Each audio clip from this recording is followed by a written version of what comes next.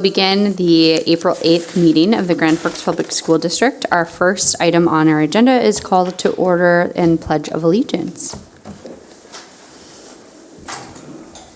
I pledge allegiance to the flag of the United States of America and to the republic for which it stands, one nation, under God, indivisible, with liberty and justice for all.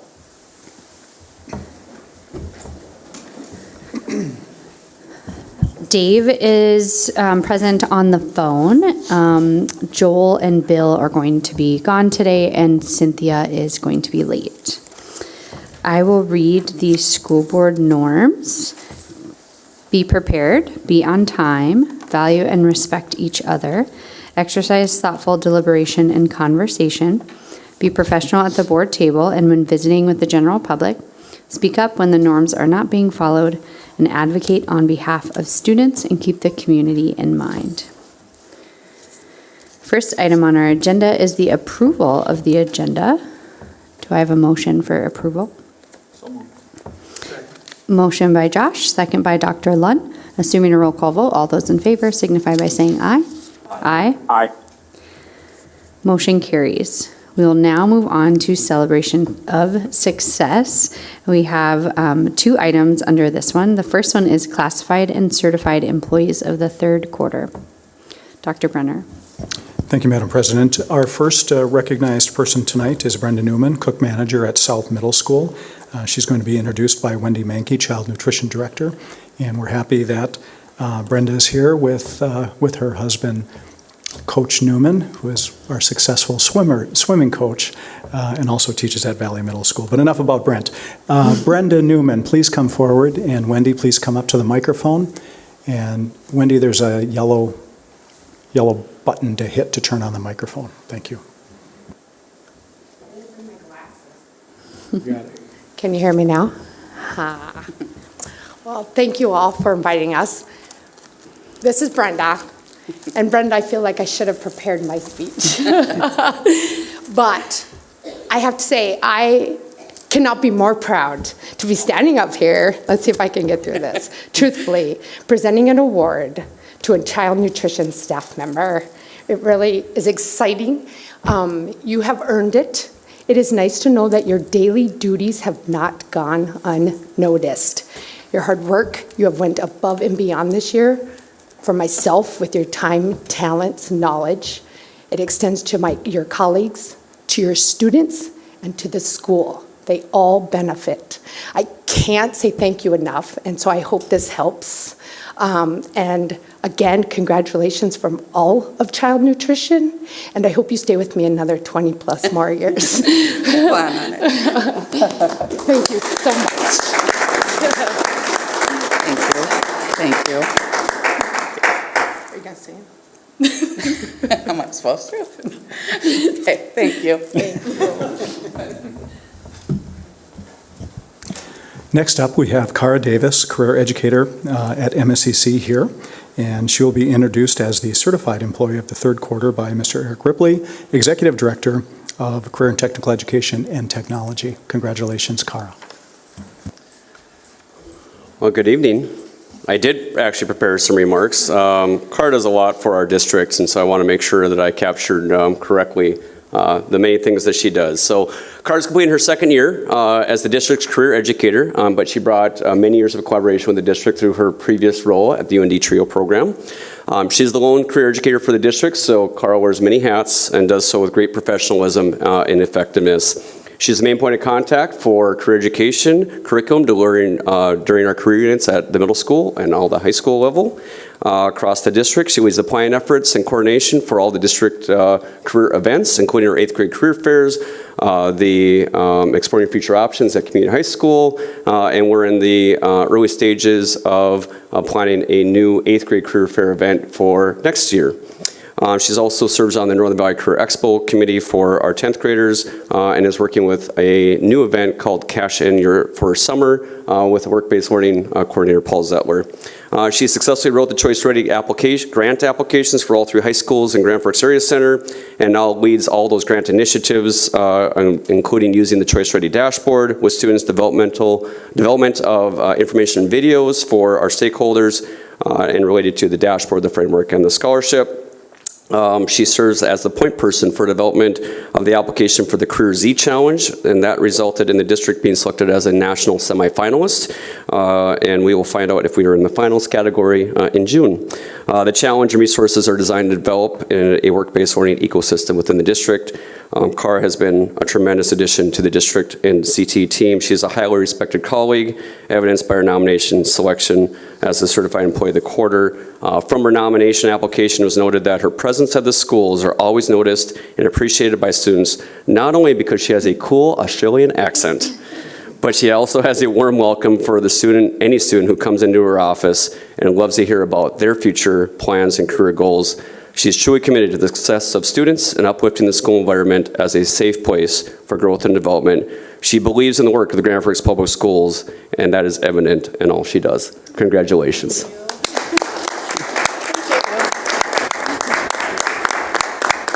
Thank you. Thank you. Appreciate it. Extra time to talk. Oh, yeah. I'll definitely keep this brief. Thank you, Eric, for those kind words. And this is truly an unexpected honor. I want to just mention that I'm so glad I made the decision to move over to Grand Forks Public Schools last school year. Transitioning after 15 years at one place of employment is never easy, but it's been really smooth, and I think that's largely due to the amazing people I get to work with. Our career education team, Joyce Larson at Red River, Sharon Eschheim at Central, Paul Zettler, work-based learning coordinator, and of course, Eric Ripley's amazing leadership. He's so strong and intentional in all he does. One thing I've noticed as I go between buildings, whether it's middle school, high school, is that everybody consistently values career education. It's a priority, and they know that the work that we do is important. And so, again, that's made my job easy. And lastly, I get to do the coolest thing every day. I get to talk with students, sit alongside them as they make plans for their future and they develop plans for after high school. So I'm really the lucky one. Thank you. I really appreciate this honor.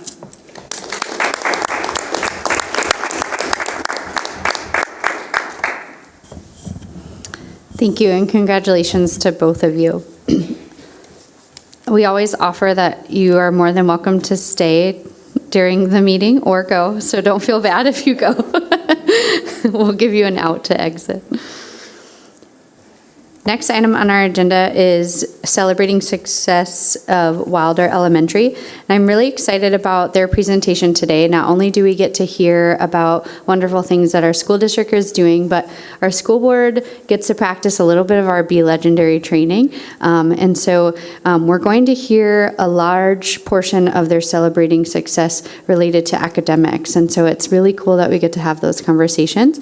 And so you might see a little bit of a difference in how the celebrating success is presented. And I said it was okay if they went a little bit over time as we're kind of learning and practicing. So we will welcome Wilder Elementary School up to the microphone, and thank you for coming today. And I would also like to add that our Be Legendary school board trainers, Marcia McMahon and Lori Elliott, are with us in the audience today. Thank you for making the trip all the way from Texas and giving up the eclipse that you could have been watching there. So thank you for being here. And by going over a little bit, it might be a lot of it. So good evening to the school board and to the district admin team. And thank you for the opportunity for us to get to share Wilder's story tonight. So I'm Leslie Beldy, the principal at Wilder Elementary, and with me tonight and here to help share our story is just about half our staff. We have Kristen Spradlin, our instructional coach, Chelsea King, our third grade teacher, Kelsey McKnight, our kindergarten teacher, Olivia Lund, our first grade teacher, Brandon Bowman, our fifth grade teacher, and Brooke Naughton, our school social worker. So, let me figure out the clicker. So at Wilder, we are committed to fostering a community where connections are nurtured and a sense of belonging is present for all.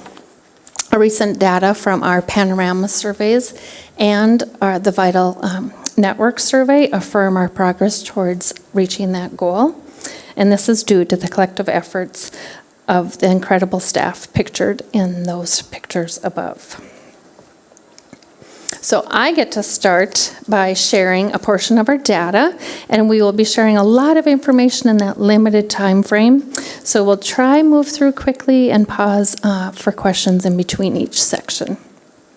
So this year, our goals were aligned to reinforce the goals laid out by the school board. So our goal is to increase proficiency in both reading and math by 5%. According to NDSA by the end of the year. So our baseline was in reading was 39.5%. We want to get that to at least 44.5%. Math 28.5% to at least 33.5%. So as you may know already, we learned early in the fall that we became a targeted school. And we took this as an opportunity to look at our current practices and determine possible steps for higher achievement. So what does it mean for us to be a targeted school? It meant that we needed to set additional goals, big enough to matter, but small enough to win. So we looked at overall our first TSI goal that our small little group determined, our leadership group, is that we wanted 80% of our partially proficient students to increase proficiency rate from partially proficient to proficient, and that's our 4th and 5th grade students that we're looking at.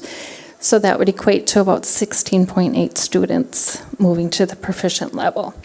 Looking at our March progress monitoring period, so far in reading, we have 67%, so 6 students that moved to the proficient level according to the STAR state level, and 5 students that moved to the proficient level.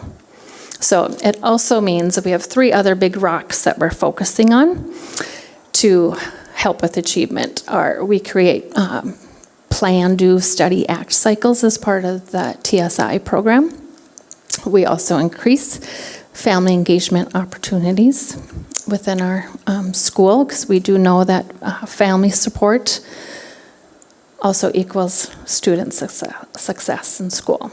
And then targeted small group instruction is being looked at more carefully, increasing our assessment periods and meeting with each grade level teams regularly to place students in appropriate skills-based groups. So I'm going to pass this part over to Brooke Naughton, our social worker, so she can focus on enrollment and achievement. Leslie, can I chime in for a second? First of all, I wanted to just acknowledge the TSI part. I think it's important that we're continuing to talk about what a TSI school is and what it means, but to embrace it not as a negative and as a positive opportunity is really great thing that your school has taken on.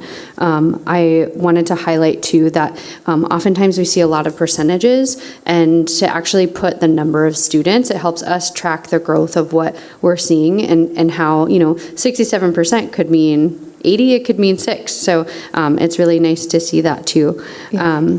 I wanted to highlight a question that maybe you will get to in your next part, but the family engagement part, I'd be really interested in how you're tracking family engagement and what that looks like.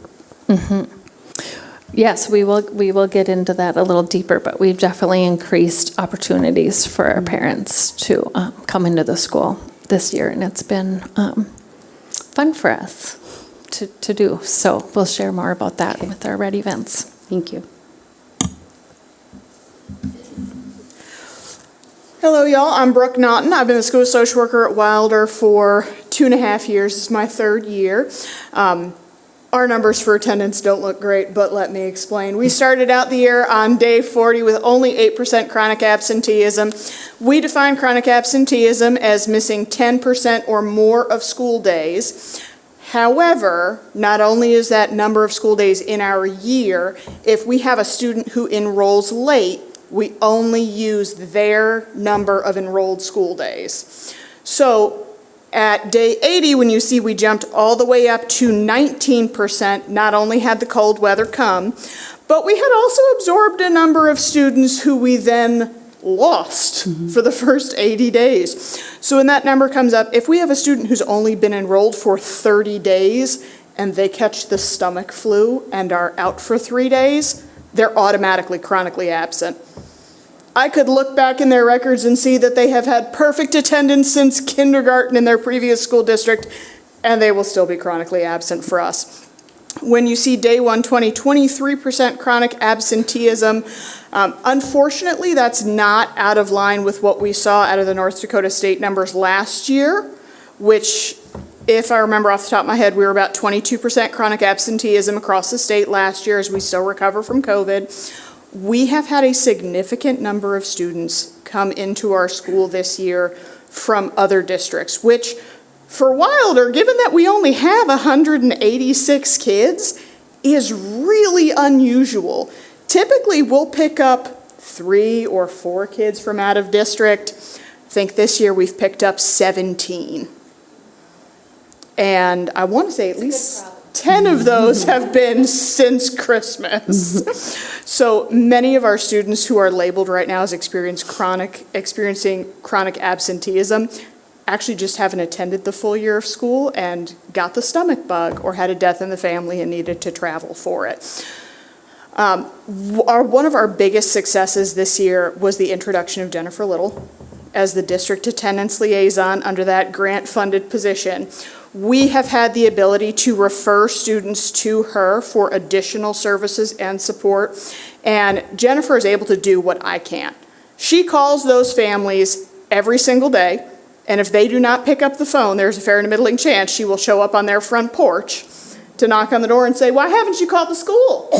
I see that your child is not there this morning. What's going on? Do you need help?"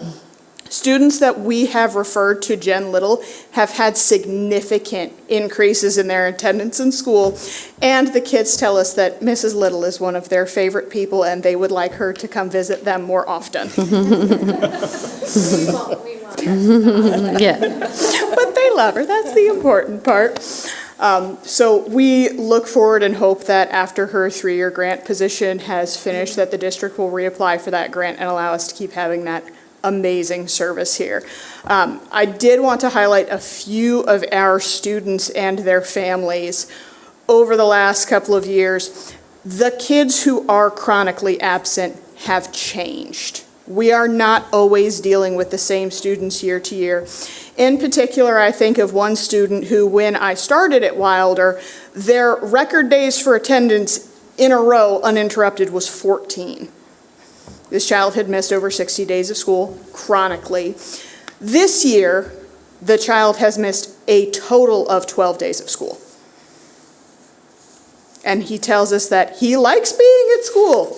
His parents enjoy having him come to Wilder. And that has made all the difference, is having that family more engaged and having them feel more comfortable coming to school. I don't know who I'm passing to next. Back to me. Questions at all about enrollment and attendance? Any questions? Okay. Well, we start, for our data, I want you to know, we look at, in STAR, there's 2 types. There's a district number and there's a state number. At Wilder, we focus more on the state number because that closely resembles NDSA scores. So we aren't surprised when we get to NDSA where we might land. So that's what we like to go by. Looking at our beginning of the year data in blue there, and compared to our progress monitoring data in red, right now we're seeing a reading increase of proficiency of 2%, and math a reading increase of 7.5% in proficiency rate according to the fall to progress monitoring window. Is that all of the students, K through 5, overall? Yes. Yep. Okay.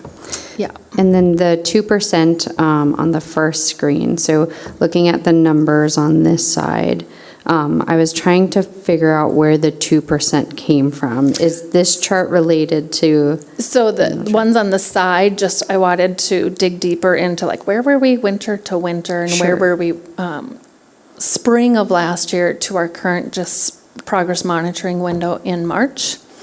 So the slides in the middle just show this year fall to progress monitoring. So that's where you get the 2% increase just from fall to progress monitoring. Great. But when I look at last year for reading, for example, winter of 2022 compared to winter of 2023, we went from 33 to 43. But then looking at spring data compared to our progress monitoring window, we see that we're down to 38.5. So down a little bit from our winter assessment. And that's really what we tend to see in our data is fluctuating up and down a little bit. So that's what we're kind of looking at. And then for math, winter to winter, you see that 3% increase. But spring, just to our March data, you see a more significant increase for math. And what do you think has led to that growth? This is the first year Wilder has had a math interventionist, Okay. and we find her to be very valuable to reaching our goals. And not just her alone, it is contributed also with our special ed team also pushing in and doing some more work that way. Our teachers collaborating more during PLC and defining specific standard skills to really focus on and reteach. So there's a lot of efforts. A lot of efforts. And any board member questions on this slide? Okay. So as of March, looking at our reading proficiency rate, we're not seeing our 5% increase of our goal yet. I'm going to say yet, because that's where we're always at. Again, our winter data was slightly higher than what our progress monitoring window was. So I believe our, I don't have that number in my notes, but it was slightly higher, and that's where now we just really are looking at our standard skills that we want to work on for reading and re-looking at our targeted small group instruction and intensifying interventions for some students. Maybe some students are being seen 3 times during that rotation by adults versus 1 time. So just depends on who they are. But in thinking about our 3rd through 5th grade students, when we're looking at our data where they fall right now from fall to our progress monitoring window, we were just looking and thinking about that those students have not been exposed to those foundational skills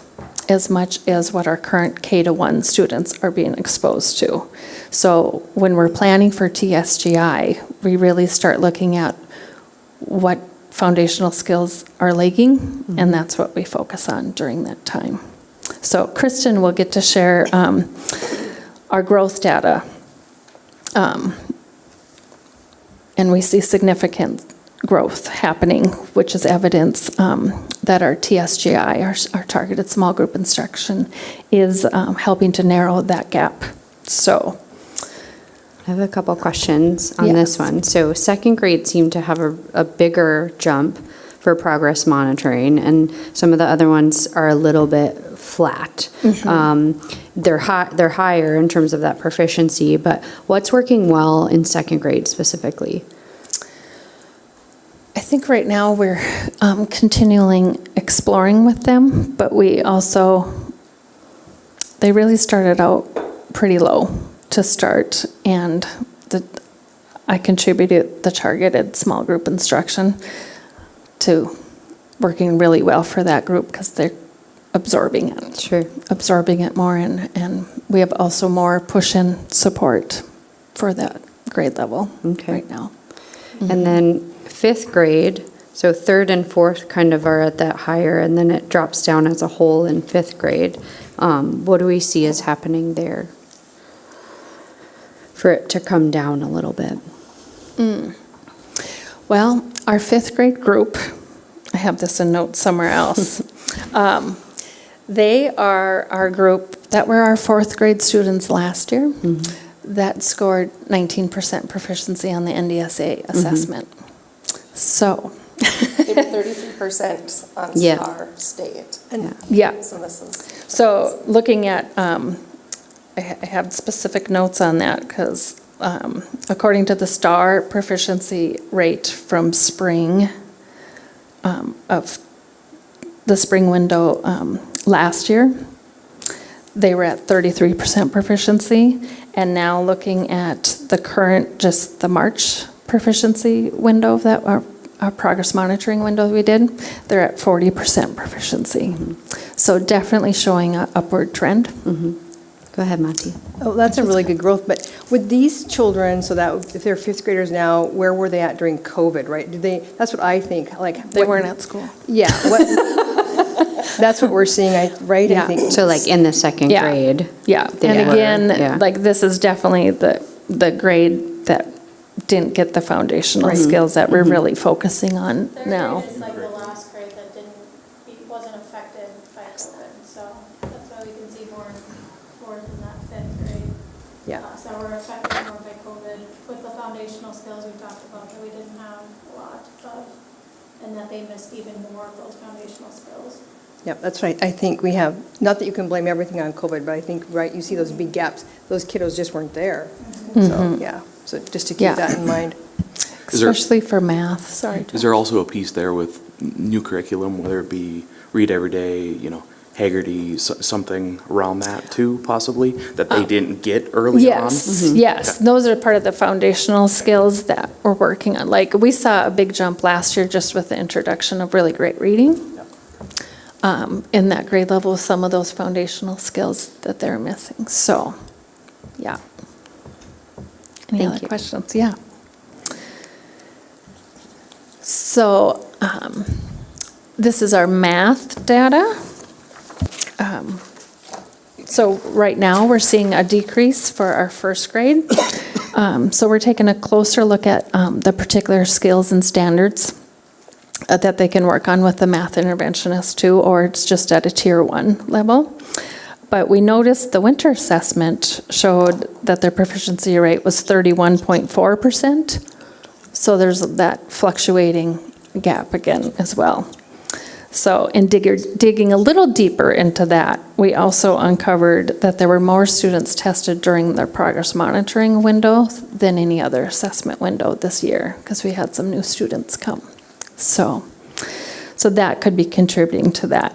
What we are celebrating, it's kind of what I'll focus on, is that our fifth grade group has experienced that 2% proficiency rate. Again, these are our fourth graders that were 19% proficient in NDSA before. So we're going to take each little jump in proficiency that we can get with them. So they have definitely had a larger gap, Brandon, to work with there. So I was going to highlight on this one, like, this is awesome. Like, great growth. You can see it skyrocket up. And I think also just talking about when we're like math versus reading, certainly we have the reading, interventionist and curriculum in place, but having that math interventionist, you can just see it skyrocketing up. So this is a great example of how that's helped. Yeah, and I give kudos to Brandon a lot, because he's got 25 students in that class that really demand a lot of attention. And he manages them rather well. And then we still continue to look at the proficiency rates and progress among all our groups, but we, and including our special ed group, which you'll see at the bottom of that slide. So we want to celebrate the efforts of our special ed teachers and the teachers they closely collaborate with during PLCs, because we are seeing an increase in proficiency just in both reading and math among our special ed students. So. I have a question on this slide too. Yeah. Well, sort of a twofold. So how are you addressing gaps in each of the students' groups? So what's working well for the white students in math, and what can we do differently for the, students who identify as Black? Simultaneously, I think sometimes we hear from the district or the news or things like that, that we might have international families coming over or whatnot. And so can you talk a little bit about, do you have any EL students in these groups or not? But just looking to learn a little bit in terms of the different populations. Yes, we do have some EL students within each of those categories.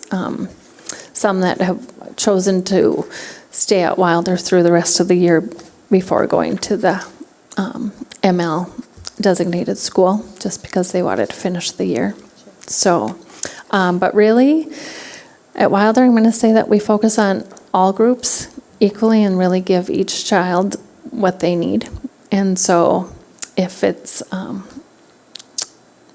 we did last year notice our American Indian population decrease. So we were monitoring that a little closer, but and contributed that to possibly attendance issues as well.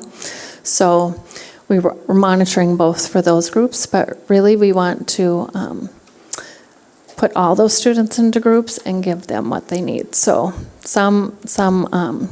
and you'll see in some growth slides when we track some of these students in groups, like, oh, now they're placed in our rotations are targeted small group instruction, and they're being seen twice by adults versus the one time. So it's just depending on really what they need and give them what they need.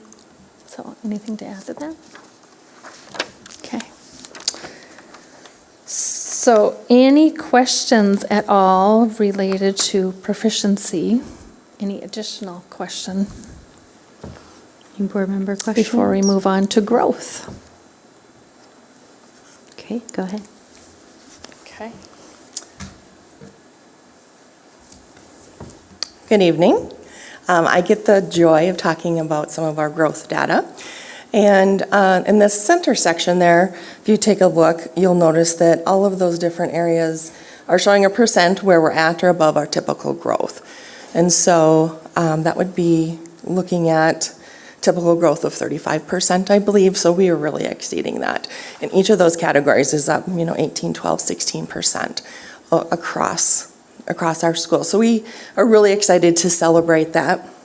And as we continue to follow that trajectory, we're going to continue to close that gap more and more in both reading and math for all of our learners along the way. So we really focus too on that growth in addition to proficiency. So taking a look here at this slide, the middle bar graph, this is going to show this year for our K-1 literacy reading fall to March, and then the 2 through 5. The reason that those are separated is because in STAR, the K-1 does the early literacy assessment, which of course has a little bit different tracking than the other. On the bottom, that's our baseline that will show last year's data to what our 22 to 23 was.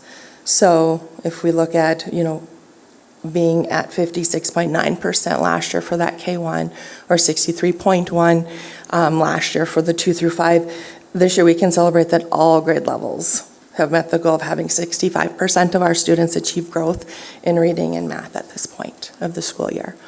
But they haven't only met it, they've far exceeded it. They have exceeded it. So that's something to be absolutely proud of. And so we look at that, we've exceeded it, let's reevaluate, where can we move next and how can we keep moving that along, because we're not going to stop until we get there. Cool. Any questions from board members on this slide, just seeing these numbers?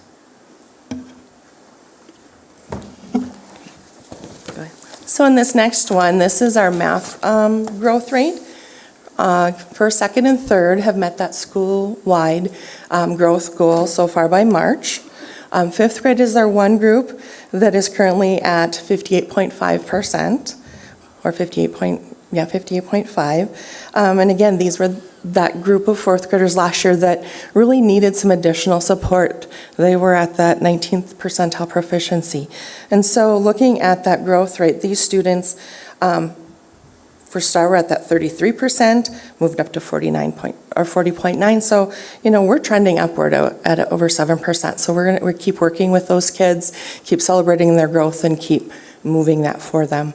And with them as we work together in our small groups, are collaborating, looking at our data to really pinpoint and align what do these kids need, what's going to help them make this next little step, and let's build on that along the way. Can I ask one question? I didn't clarify. The math interventionist, is that a full-time position at Wilder, or is it shared? It's a full-time position at Wilder, and she's a great asset to our team as far as not only serving students, but being part of our data meetings and really looking at, okay, we can really focus on reading, we can really focus on math, let's look at those focus skills, and let's make those plans. There's also a para that works with her, and so the amount of students that they can see in their day during that practice time from the classroom really reinforces what they're doing Great. every day in that Tier 1 instruction. Great. Did you have a question, Monty? No, I just think the growth that you guys are getting is amazing. I think to have little people have that much growth, right? That, I don't know that I would score that well on a test if I was given it twice, right? So kudos to you guys, and the fact that you have the math interventionist who's probably building relationships with these kiddos, sees them all the time, that also contributes to the amazing growth. Plus all of you guys, of course, but I just wanted to just say I think that's relatively amazing. I know the better you score on your test, the harder it is to gain more steps or more percentages, right? Mm-hmm. So kudos to all of you guys. Nicely done. Thank you. So taking a look here at all of our student groups, when you think about the growth rate by groups, again, that middle is representative of all of our groups. And overall, our students have increased 15 to 40% in all groups except with the exception of one. And that one subgroup, we saw a decrease in reading with our Black population at this time. But overall, we are really making some huge gains. And if you look at the bottom for our special education, overall fall to winter, look at those growth gains. Mm-hmm. And then if you look at the bottom for our overall special ed in reading and math. I was just going to say that there was an error on this. This is just growth rate by groups. I'm sorry. Not math. Growth. So delete that word math. So is there a 100% growth rate of American Indian or Alaskan Native population? Can you talk a little bit about how that's such a big span? So how they've grown so much. Mm-hmm. Again, all of our students, we look at what each of them need. We make sure that regardless of who they are, what they need, and then we look at planning those targeted small groups. Mm-hmm. If it's been limited exposure or for whatever reason that gap is for whatever student, we're going to target what they need, and we're going to give them both that Tier 1 instruction from the teacher, and then when we have our targeted time, we break into that opportunity to see the teacher for a small group, a specialist for a small group, and oftentimes a title pair or another adult for a small group, rather than just that independent time. And we've really strategically placed those times where those students get that direct instruction, the practice, and the feedback. And we've done that with both reading for a while, and this year we've also added that happening with math. Mm-hmm. So I can't necessarily, you guys can attribute to one specific student group, because we do that for all our kids. Mm-hmm. Other questions? Okay. So how do we do that? Talked a lot about this already, that how. Something that we've really intentionally looked at is purposefully getting together, collaborating, and making sure that we have those formal data meetings about every 6 weeks. But those probably aren't the biggest thing. Our teams are getting together and meeting weekly. They're looking at our progress monitoring data weekly, so we always have that current data. And they're talking about what is working for the student, what isn't, and then those needs are fluid, and then we match that kid up with what they really need or what we can provide. And if what we're doing something that's not meeting their needs, then we have to take a different look at what we can do. So we really have a lot of those conversations. Our leadership team is also really looking at that data, and that's really what's driving us. We want to make sure that what we're talking about in leadership meetings, we're talking about our data meetings, and what we're delivering to our students, it's all meeting what those kids need, and we're all looking at what we need to together. The second thing that we really talked a lot about too, those targeted small groups, we have built in, I think it's the first time for Wilder this year, an intentional weekly progress monitoring. So any of those students that are receiving an intervention or that are partially proficient in getting added support, they are getting progress monitored on that specific skill that we're looking at growing and helping them with. And so we can really reflect on our practices, look at where they're headed and what they need. And so that's why our classroom teachers really have that opportunity weekly in their team time to talk about that most current data. Thirdly, that math interventionist we talked about, that's been huge. And it's just really made a world of difference that both reading and math are really all working together so closely. And we can take a look at how all those pieces fit with similar instructional practices, but targeting different content. What questions do you have about growth or things that I've talked about so far? Questions from board members, go ahead. Not specifically about that, but kind of a 30,000-foot question and more for the classroom teachers, I think, than anything. Wilder's not a 4-section school.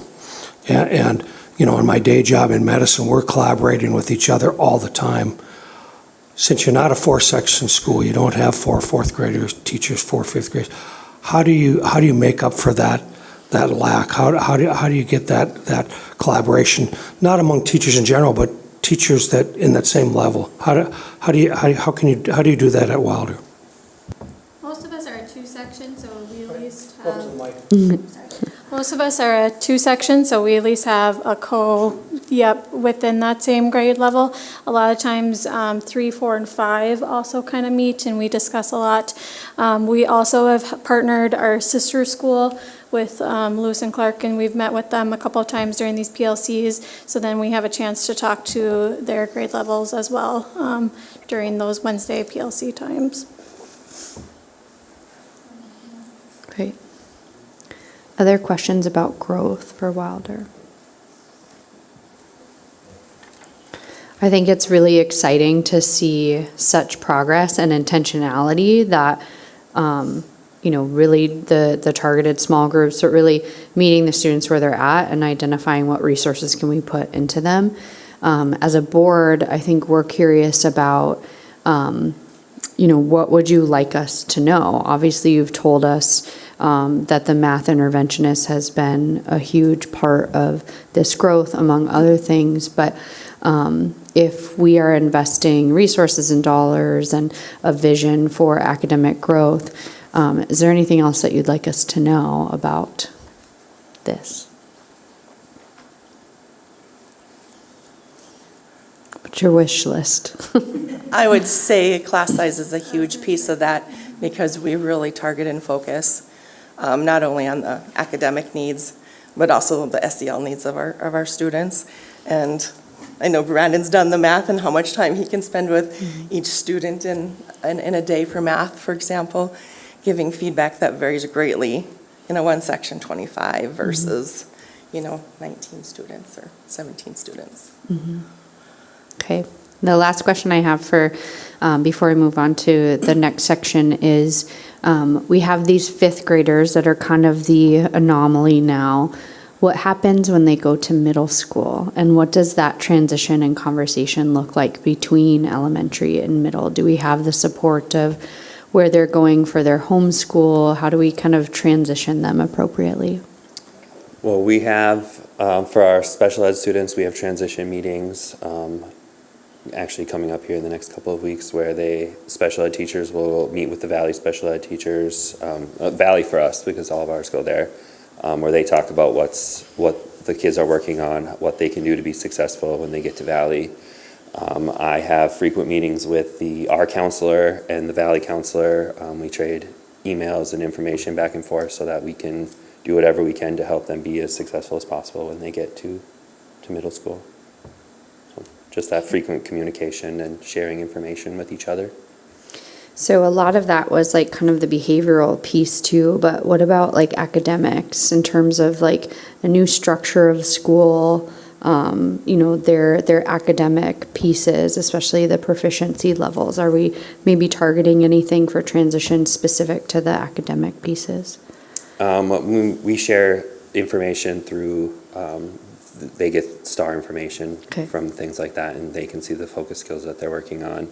I have a spreadsheet that we fill out each year for all the fifth graders that we send off to the middle schools with information about things that they maybe struggle with, things that some of their strengths and weaknesses. So we kind of try to share it as best as we can. Great.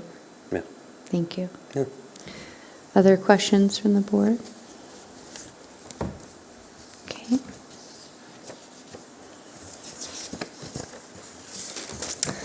All right. One way to increase student achievement is to increase family engagement, and this also aligns with our AVID and our HRS high reliability school goal is to increase family involvement. At Wilder, we do that with Red Events. We do that the last Friday of every month. And this year we started doing informational sessions. So like 15 minutes prior to the Red Event, caregivers, adults, parents, they'll come in. It's about 10 to 15 minutes long, and teachers kind of take turns presenting. And we talk about topics happening at Wilder. We've talked about literacy interventions, math interventions, vocabulary. We've touched on AVID, and parents usually go home with either an informational packet or some sort of activity to also work on at home, learn about at home, dig into deeper, just to try and bridge that gap from school to home. Last month, we just had our family engagement night. So families would come, siblings were invited. The kids did art and book activities, and then the parents were split up into groups, and they had a literacy session and a math session. And our teachers, interventionists, they really dug into what we're learning about, the standards, how adults can be supportive at home. They were taught games, and they were also sent home with manipulatives and activities to do at home with their student. And then every year around Thanksgiving time, we work with our PTO to put on our annual turkey bingo night. And that's always a fan favorite. I feel like it grows bigger and bigger every single year. Any questions about family engagement? Since you included a parent informational activity prior to the Red Event, do you feel like you are seeing more family engagement then? I do personally. I teach kindergarten, and I've had a lot of kindergartners come in and be like, well, I played that game at home with my parents. And I do think it gives parents an insight to see what we do in the classroom. Sometimes kids go home and you're like, what'd you do? And they're like, I don't know, and did math.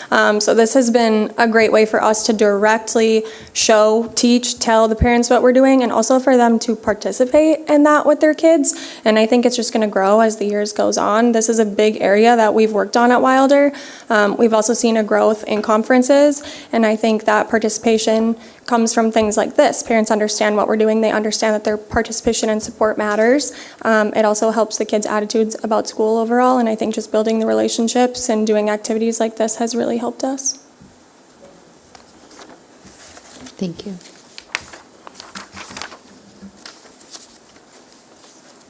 I'm Chelsea. I teach third grade, and I'll talk about AVID. Wilder was fortunate enough to become an AVID school. We placed a team last year. So AVID is advancement via individual determination. And so its goal is to close the opportunity gap and improve college and career readiness. This looks different at the elementary level than it does at the middle and high school level. And so last year at our year 0, we were fortunate enough to go to NatCon and then Summer Institute. And so this is pretty much our AVID team here and a few others. And we got to try the strategies of one-pagers, carousels. We got to try them in our classrooms. And then at year 1, this year, we at the elementary level, it looks like a whole wide school. So there's not individual students taking individual elective classes like they do in the middle and high school. We kind of focus it as a whole school. And so we wanted to focus on organization. So AVID, the strategies are based off Wicker. So writing, inquiry, collaboration, organization, and reading. And our big goal this year was organization. So a few things were planners. K through 5, they do planners. We all kind of, in the beginning of the year, had templates. And so a kindergarten template is adapted towards them. In 3rd grade, we created our own based off what we need in 5th grade as well. So K through 5, in our school, we all do planners at the end of the day. And then 3 through 5, we have did the binder system. So the middle school, I know, does the binder system. So each class has a tab in there, and the tabs are based off of each classroom. So each color has a classroom. So red is for reading and blue is for math. And so we kept those colors that the middle school does as well. So when they transition to middle school, it will be an easy transition. They already kind of know the system of keeping binders, keeping everything in their binder. And we've seen success in that just in 3 through 5 for that.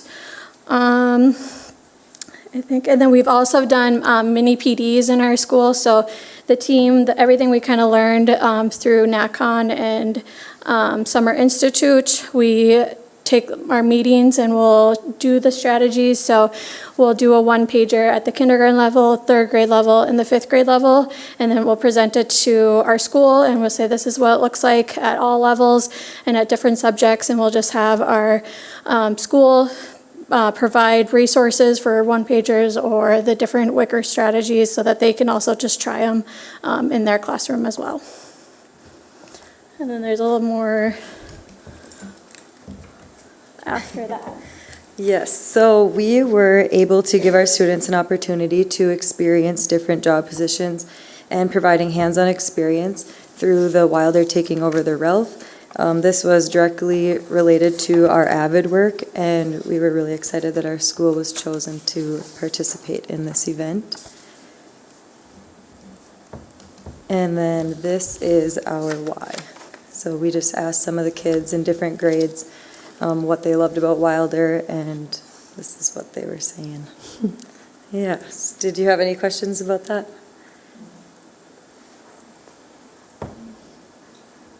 Questions? I have a question. I'm sorry. I have the takeover, the RELF event looks really cool. Did you guys go there and these guys were announcing and then they got to ref? Is that? Yeah, they like kind of all could apply for different jobs. Their parents helped them apply, and then, yeah, we kind of put them where we thought they would be best. It was. Just one correction, they didn't actually get to ref during the actual game, but all the other ones they did do, but they were out on the ice for the introductions and it was really pretty cool. Yeah, they got to sing the national anthem too. Really cute, yeah. Yeah, it was super cool. Dave got kicked out for the day. Yeah. All right, and then we have also been doing the house system, and we presented about that before a couple years ago, but this has been going on since the 1920 school year. And what we have is designated times throughout the day and the week for all kids K through 5 to be working on SEL and character education. We have organized all of the school into 6 houses. They're all K through 5 with a mix of teachers.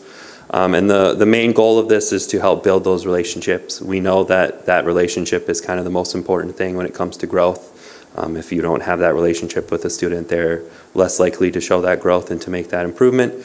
So we want to make sure that me as a 5th grade teacher can make a connection with a kindergartner, because I might not see them in my class for 5 years, but by the time they get to me, I know them, and we have kind of started to build that relationship.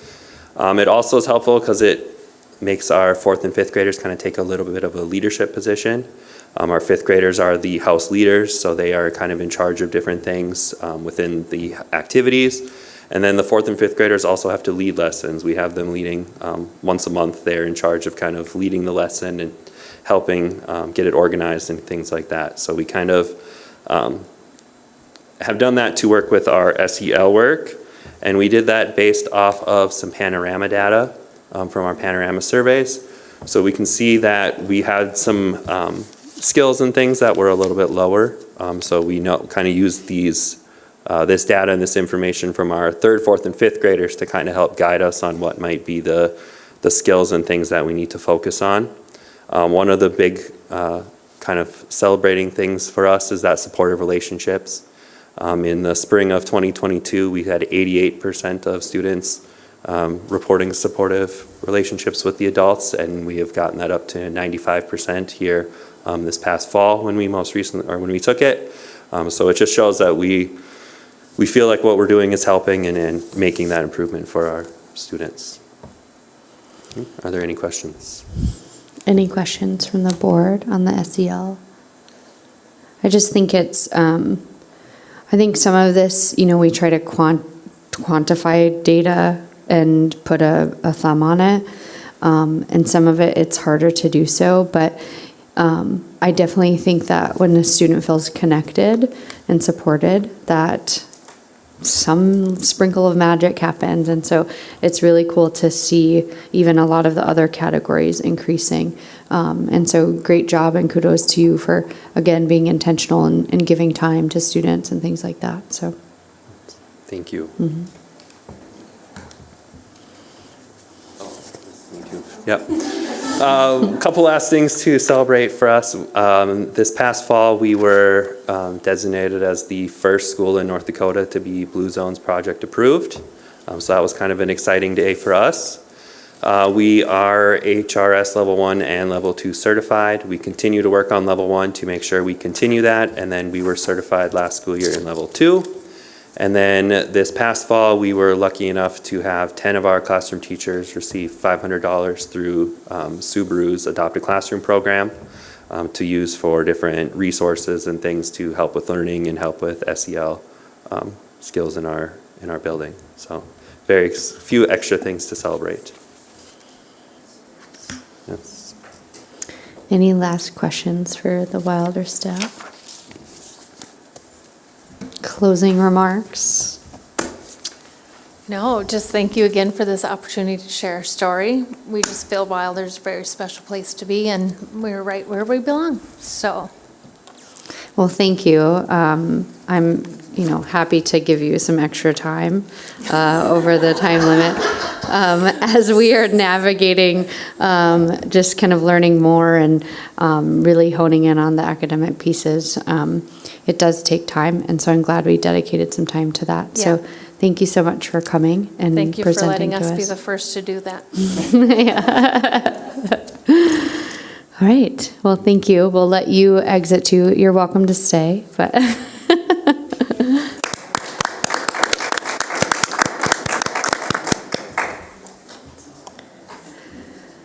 Okay, moving on the approval of minutes. Do I have a motion to approve the minutes from March 25th, 2024? Motion to approve. Motion by Jeff. Is there a second? Second. Second by Monty. We'll take a roll call vote. Manley, Yes. Anderson, Yes. Berger, Yes. Gockler, Yes. Schab, Yes. Lunn, Yes. Larson is absent, Palmasino absent, Flynn, Yes. 7 yes, 0 no, 2 absent. Motion carries. We'll now move on to the public comments. I don't have any blue cards. Is there anyone wishing to speak in the audience? Okay. We'll move on to superintendent's recommendation for discussion. Demographer enrollment analysis. Dr. Brenner. Thank you, Madam President. Brendan Bombuck is getting the Zoom ready for Rob Schwartz, our demographer, to pipe into this meeting. And you have a pretty lengthy packet behind my cover memo on page 29. And Rob has already gone over this with Executive Cabinet as early as today and provided some insight for Executive Cabinet. And I was able to review his report just a few days prior to that. So once we know that Rob is online, I will turn it over to him.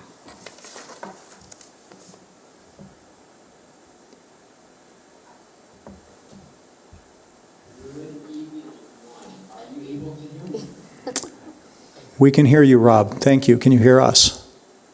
I am able to hear you guys. Waiting for the delay. So I'm glad this evening that I can speak with you guys. I'm going to share my screen and then we'll dig into not nearly as interesting as what you told me, but that was cool things that are happening in your district.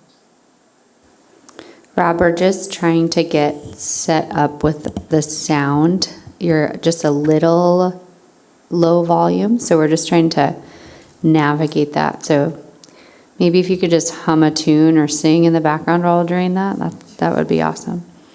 Don't know about singing, but I can continue to talk. Here down in Kansas City, our eclipse was 90%, so it's Turn that one off, Brandon, and see if that works. Okay. I don't know if there's like a microphone or something for you, Rob, that you could get a little closer to.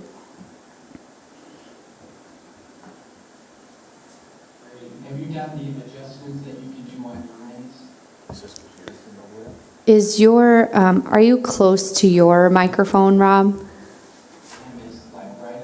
Okay, we're gonna try one more thing. 1 second here.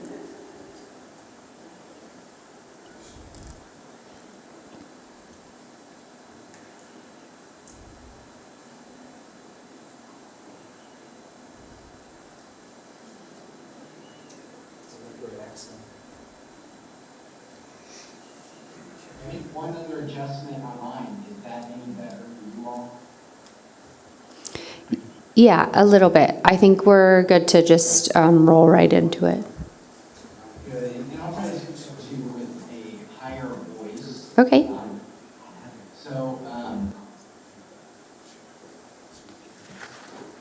For those who are not familiar with RSP, we have been doing a lot of work for you guys for almost a decade. And we exclusively work with school districts. I know as board members, you're used to this annual update of what's happening with enrollments. But I always want to bring you into tune with the work that we're doing in North Dakota. We do a lot of work up there, and earlier today, Dr. Brenner, our plans sometime during the summer to again visit in person and see some of the things that are actually happening in your community. So with that said, in our analysis, I try to set something up with the visuals to use board members where the community can take this information and understand it, whether it's one page, singularly, or the entire report all together. And so there's different things with icons and different things with how we categorize this report. So predominantly there's 4 parts. There's enrollment and demographics, there's development and growth trends, projections, and next steps. I'm not going to go into specific detail on every page, but I want you to understand some of the things that are happening in your community so that you feel confident, comfortable in the decisions you've already made in the middle school, and with other decisions that may come about as we look at enrollments and capacity.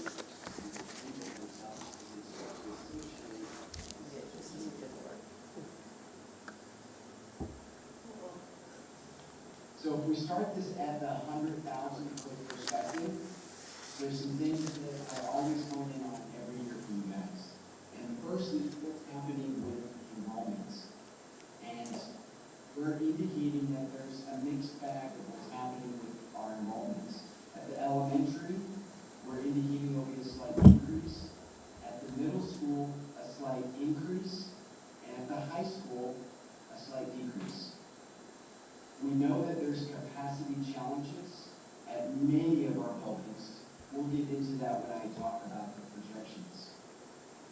The next piece on this slide indicates that we know there's quite a bit of development that can happen.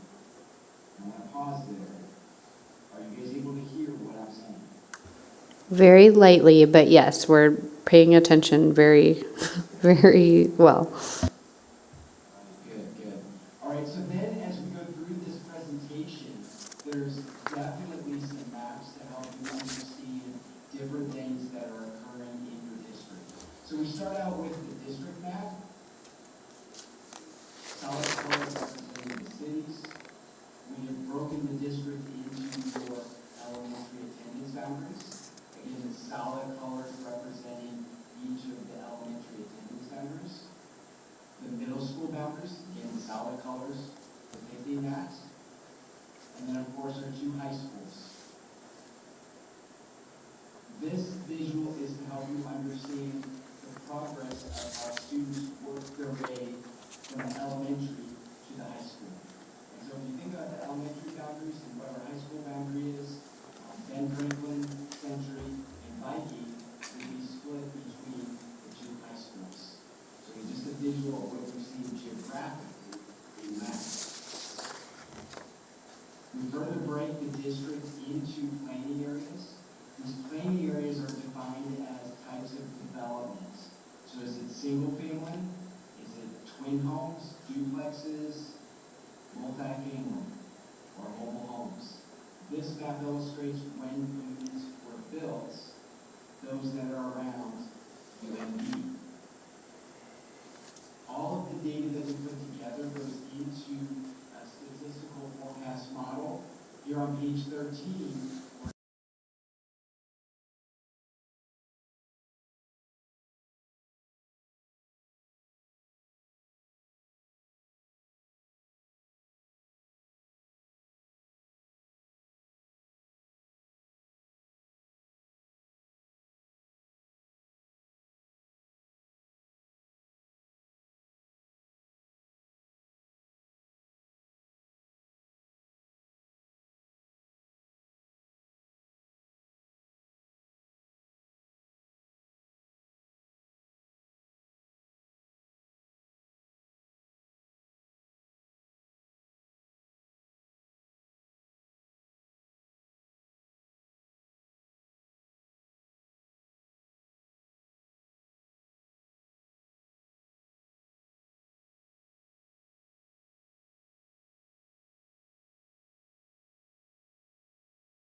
of housing product has increased from what it was 5 years ago.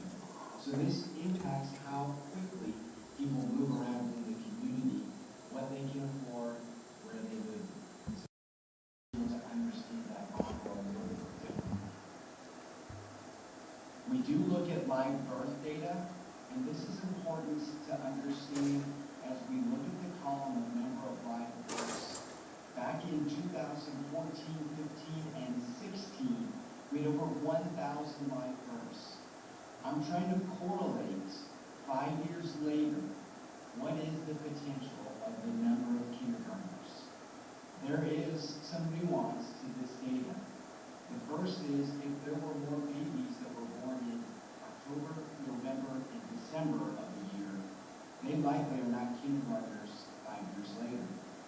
We also know that babies that were born 5 years ago, those households may no longer live in Grand Forks County. We also know babies born 5 years ago that were not here have maybe into community.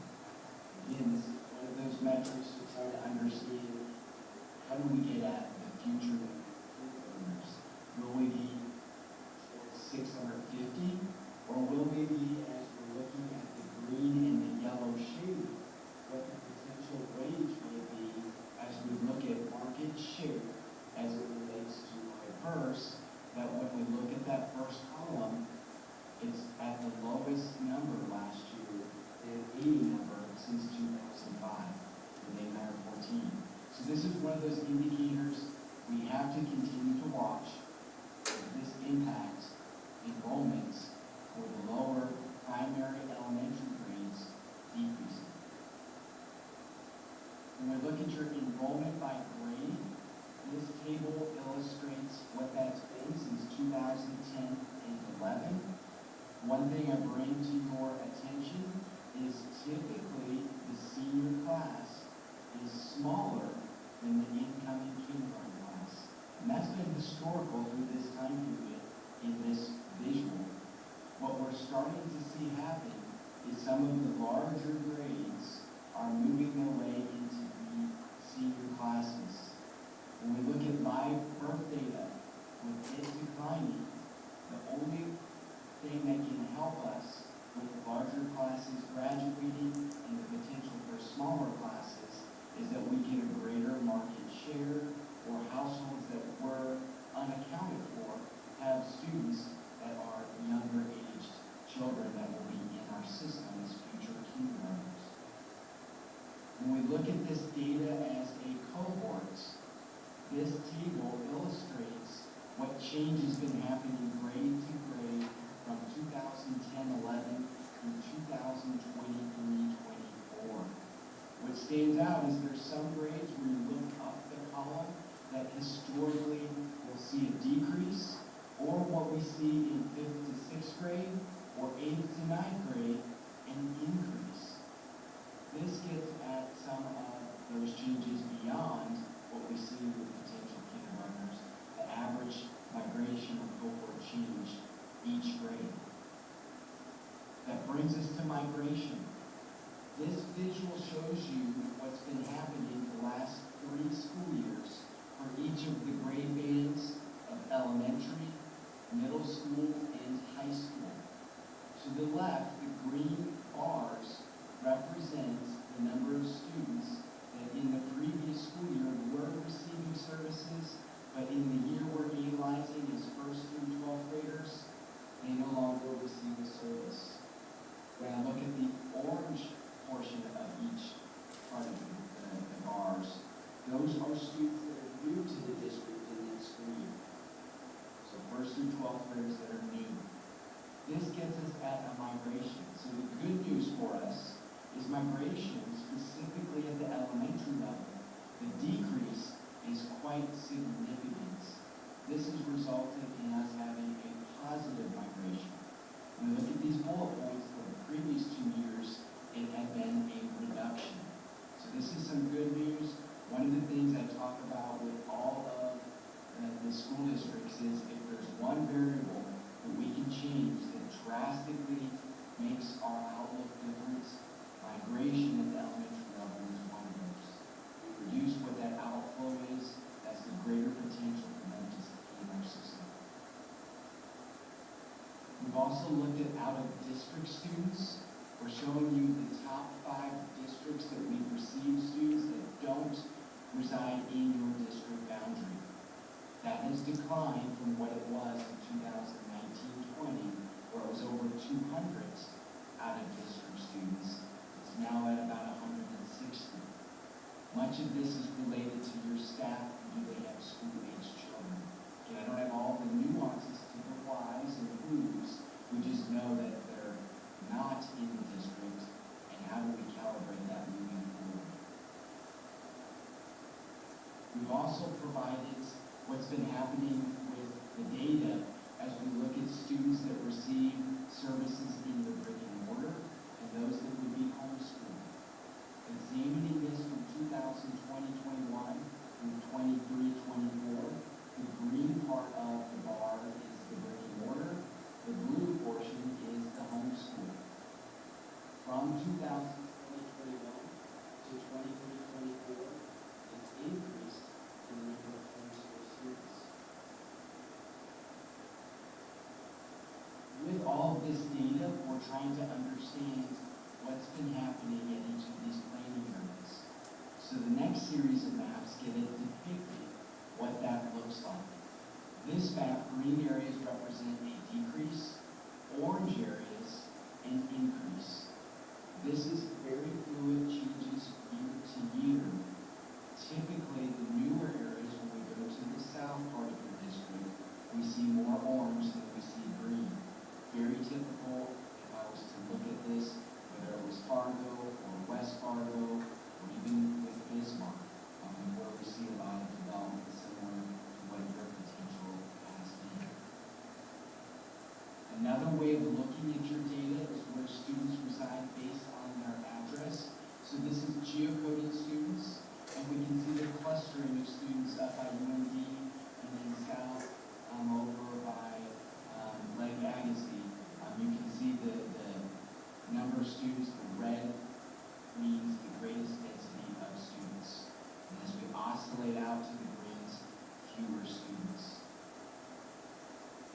So basically with the enrollments, we leave it where there seems to be more positives with a potential for stable to an increase in enrollments. The big negative is the diverse. How do we overcome that? I've already mentioned we have to get a greater share of the demographics that are moving in that didn't have children 5 years ago actually have children that would be kindergarten age. This transition to developments. So in our conversation with developments, we look at 3 variables to start the conversation. The green line represents the census population estimates, and that changed in 2020, and the reason for that is the decennial census. So as we look at the data, there's an adjustment based on those long and short forms you may have completed. We still show it's above 0. There's still more people moving into the community. The blue line represents the certificate of occupancies, so we have quite a bit of development, over 250 units the last 2 years. How does this correlate with your student enrollment is the red line. And so where we've had some slight decreases from 2, 3, and 4 years ago, we've seen an uptick. So my take initially is building activity drives an increase in population and also has a slight correlation in the potential for the students increase that the district may receive. We have to dig deeper into the data. So some of the things that we look at with the data relates to yield rates. And so these next 2 pages illustrate what that means from the development type. This page illustrates single family.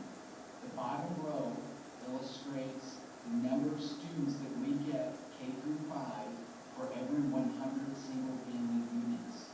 It was 18 in 2014. It slightly decreased to 17, but we built a little over 800 single family homes in that time period. The shading of green means it's more than 3 lower than the district average, whereas the orange represents where it's 3 greater than the district average. This is with the current elementary attendance boundaries, so you can see how that has changed from 2014 through 2023. We do the same thing with the multifamily. Now, if you remember, I said there was about 900 single-family units that were built in this time period. With multifamily, we built almost 2,500 units. We also see a significantly lower yield rate of kids than what we do with single-family. In 2014, it was 9 K-5 students for every 100 multifamily units. It's remained pretty steady, oscillating up and down. In 2023, it's 8. And again, you can see what that means in each of the attendance areas and how that relates to where it is from the district average. Rob, can I ask a question? How come on this slide Winship is 0 and on the previous slide Twining is 0? Yeah, so one of the things that in the study that we assisted with the Air Force Base, with twinning, we categorize all of those in a category of 2 or 3 areas. There's some single family that is a smaller number, very few units compared to what we see for the, what I would call the duplexes. So what that's saying is we don't see it with the way we categorized it. It would be very small. Rob, you're just cutting out a little bit. So I didn't hear what you said about Twining. And so with Twining, trying to figure out how I can communicate here since we don't have good, I'm almost yelling. With Twining, when it comes down to in our Air Force Base study, there are some single family units there, but we categorize them because there's so few units of single family that they're in the multifamily. And so that's why we switch between the 2 tables. It shows everything for number of students in multifamily or twinning versus 0 in the single family. Much like Winship, when we look at the units that are there, they are predominantly going to be single family, with maybe some small areas where there might be 2 or 4 units that might be categorized as multifamily. Thank you. Again, mixed bag. But excellent question. You have to understand some of the needs. Other questions? Other questions right now? Okay. So as we look further at some of the information that we have on maps, there's an average year built. And this table illustrates the newer versus older inventory. So orange and red are the newest inventory, and you can see it's predominantly down on the south side of 62nd Street up north to the business bypass. When we look at the median home values, the least affordable tends to be the newer housing inventory. So if I oscillate between these two, you can see the purple areas are the oldest, and while we see some areas that are more expensive, the more affordable tends to be in those areas. This translates back to those planning areas, translates back to how we say there's going to be a certain number of students. When we look at the year built data, you notice it's clustered down on the southern portion of your district. And this is just trying to give you where things are happening. Another way to look at the development activity is shown here on page 31. The orange part of the bars are the existing inventory. The purple is what was built in that decade, with the exception of the last column. That's only 3 physical years. We built about 950 units this current decade. We're on pace to for sure be in the top 3 unit production by decades. Last decade, we saw the second most units built in the decade, with the 1970s being the greatest. Another way of looking at your data, we illustrate here in a way that you can see 2 different data sets. The bars represent in table 1, 2, and 3 the number of units. In table 1, it's single family. Table 2, it's multifamily. Table 3, it's both single family and multifamily. The line represents the number of students as it relates to that particular housing product. You will see 2 different y-axis labels. The left side is the units, the right side is the students. That's how you're able to understand how those 2 correlate. Table 4 is what the type of housing product that's available in your community. The orange represents single family, the green the multifamily. What you take from table 4 is that we are having more multifamily than we are single family. That goes back to my comment on the yield rates, or what we were seeing in the number of units being built significantly more multifamily. The information that we gleaned from the city helps us identify growth areas. Green represent current, yellow represent the next 5 years, purple closer to 10 years. All that's aggregated back to this table to illustrate how this works in our model. So you'll see each of the planning area names and big dividends, the type of development, what the growth area is, the existing units in that growth area, with the potential units, and then a 3-year average of what we have seen if there's 3 years of data to show how this development is being built out. I want to give you a sense of how the building production is working in each of these categories. So this page gives us some of the potential development that are happening in your community with the wastewater treatment opportunities for new developments to be able to be stewarded. We continue to monitor the mall redevelopments and the Memorial Village project, as well as the hospital growth and the Riverside Christian School coming online.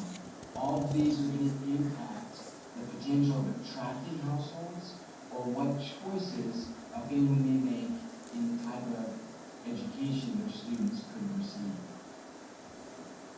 So overall, the development outlook is more positive than negative, and that's why we have these positives here. That gives me the moment to transition into some information about their projections. So this visual, let me give you a breakdown of what this means, what this looks like. So as you see the information here, the red portion of the bars represent the elementary enrollment, the blue the middle school, green high school. There's a purple line that represents the total district for those years. What I want to give you a sense of that I think is really good with the data. Last year projected for this year, at the district level, we missed it by 39 students. So that's a 99.5% accuracy. At the high school, we missed it by 9 students for a 99.6% accuracy. At the middle school, we missed it by 6 students, also a 99.6% accuracy. At the elementary, we missed it by 36 kids, which is a 89% accuracy. That's important for back in time, we looked pre-COVID with this year's projections, and COVID not hit, we're off by about 150 students. So we're a couple years behind where we should be, making up what I would call the COVID recovery of what happens in those unforeseen years. The other visual that you should take from this table is we're definitely showing a stable enrollment where we are now at about 7460. When you look at that total enrollment in 28-29, guess what? It's about 7460. But you see some differences that are starting to happen at each of the levels. Bottom line, a stable enrollment for how we're planning moving forward. What that means is we look at this by building. So it doesn't mean a stable enrollment that's great, but we have some other challenges. I'm going to explain this information on the next page. So when I look at this data, and I want to see if maybe if I move off camera, see if I move up to one of our other lights and see if this gets any better. If you look at this table, with each of the elementary buildings listed on the left-hand side, we have the district capacity that follows next. And then for the last 3 school years, we have enrollment 3 different ways. The middle row green font is reside. So when we geocode these kids, we know where they live and how that associates with the attendance boundary. The blue line blue font represents the students based on the student data, who's attending which building. The top row, purple font, reside/attend, is a subset of reside. So do they actually reside and attend that building? So let's take a look at Ben Franklin. We have 304 kids that resided there this year, but 320 that were attending. If I just looked at those 2 data sets, I would think that we just grew by 16 kids from one of the other elementary buildings. That's not the case. 265 of the 304 remained at Ben Franklin. So we grew by that roughly 65 students from other school boundaries. As we move to the right of the thick black line that's top and bottom with the diamonds, we see what our projection is for each of these buildings. The other thing that's of note here is the shading. Orange shading represents where we're over the capacity of that building. And this district capacity is the brick and mortar of that building. It does not include portables. When we see orange shading, it's over the building capacity. When it's green, it's below 70% of capacity. I highlight that because usually when we get below 70%, you may have to do some different things in the building. But what I want to bring to your attention is when you come down the district capacity column and you see we can serve about 3,750 elementary students. When we look at our enrollments, we get up above 3,500, come down towards 3,400 students.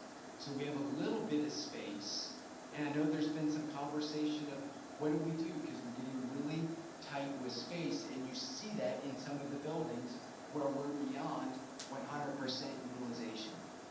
So what I'm suggesting to you, and I kind of have this in the next steps, is what do we do with the situation at the elementary level where some buildings are beyond the capacity and with a little bit of space in some buildings? We could do a boundary change at the elementary level to try to solve some of this. But it's a very thin slice when I get to that 3,750 capacity and we're at basically 4,500 elementary kids. We do the same thing with the secondary, with the new Valley Middle School having a 650 capacity. That orange shading goes away when it comes online. I also don't worry about the community high school from the standpoint of that reside, because that reside really is out of district kids or unmatched kids that we didn't have a good address for, so they couldn't be aggregated into the other two high school buildings. But we know there's a certain number of kids that are in that building that have been pulled out of the two high schools into that facility. So we really have no high school issue, we have no middle school issue with the plan you have in play. So just based on numbers, this would suggest there's nothing we really need to do with secondary unless there's other issues that you're wanting to get at that might be the equity of space or equity of demographics, things of that nature.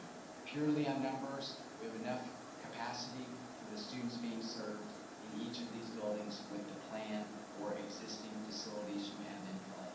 That's your takeaway, I believe, with the secondary. Some of these observations, ultimately, we know there's quite a bit of things changing at the level of each of the attendance areas, what yield rate we're getting, and so we're trying to track those things so you guys can make really good decisions. And we know some of these capacity impacts are definitely a challenge at the elementary level. And we have to figure out some other ways in which those can be solved. Can I stop you there for 1 second, Rob? This probably is more of a question for Dr. Brenner and his staff.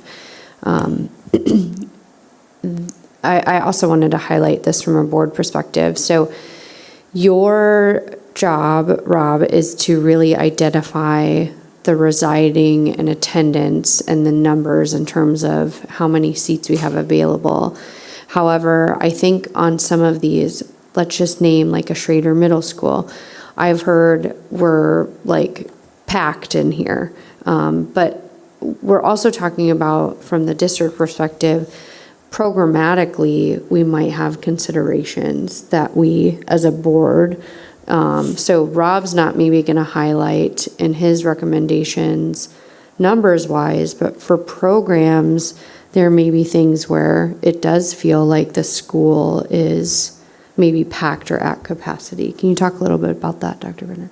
Yes, I can share with you that Matt Bakke, Dr. Dietrich, Special Education Director, and Catherine Galach, particularly at the elementary level, let's just focus on that, are really talking about programmatically where our special education program should be. In the past, we've made decisions on program placement based on probably the wrong reasons where space exists. That's not always the best way to make decisions, but that's how decisions have been made in the past. We're looking at trying to align programs so that they're similar in buildings. So it's more pragmatic for principals, it's more pragmatic for special education staff to collaborate with each other. In other words, we might want to have 2 autism programs in one building rather than spread out between 2 or 3 or even 4. The same would go for ED classrooms, et cetera. So we're working through those plans right now. Nothing is final, but I am able to say that elementary principals have been involved in those discussions as well. So there'll be something coming to the board in the near future about that. Thank you. Go ahead, Rob, continue. And your placement of you not being on screen and by the microphone is a little better, so thank you. Good, that's great. So another thing too to add to Dr. Brenner's comments is the last time I know RSP was involved in how these capacities were generated goes back, if you look at that note, in 2018-19. So as you start to make some of these changes, specifically I know with Discovery, there's a lot of space there for special education. That will be an important piece to revisit. Next step. So some other things that are really awesome that's happening in your district. I know you guys see this, but I travel around all through North Dakota, and this is pretty incredible when you look at the 3 big projects that you have occurring with education and what that means for your students. So I think this is part of one of those elements that we try to build into the projections, that as you see these new buildings, these opportunities for students come online, this is going to change perceptions of buildings. This is going to change perceptions of what students are able to get in these different experiences, along with what you already have in your existing buildings. So we think this is a huge positive add toward people that maybe live in your community that are not choosing to come to public school. These type of amenities, I do believe, should help in their choices in coming to your system. So how does this start to relate to things that you need to be thinking about? I'm going to focus really on those bottom 4 bullet points. So the live bursts, that's really one of those things that has decreased probably more in your community than what we see in most development. And so what we're hoping is we talked about migration and keeping families, or more families that are moving in that were not in that data set. We got to keep track of that. That's probably what I really want you guys to take out of this, with all the data that we look at.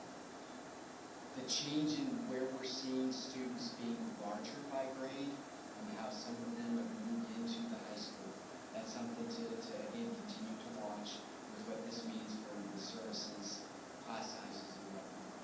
Migration trends, I mentioned how it's changed quite a bit, specifically at the elementary level. And then, of course, development timing. We have roughly 3 landowners that control a lot of the development. So how do they continue to move things through production is key to how fast we can see things. Again, that's tied to some of the economic indicators. There's also other stuff in the appendix that get into helping tell the story in some other ways. But I want to stop here. There's questions that board members have, particularly now that we maybe have a little bit better audio with another microphone. Any questions for Rob or Dr. Brenner?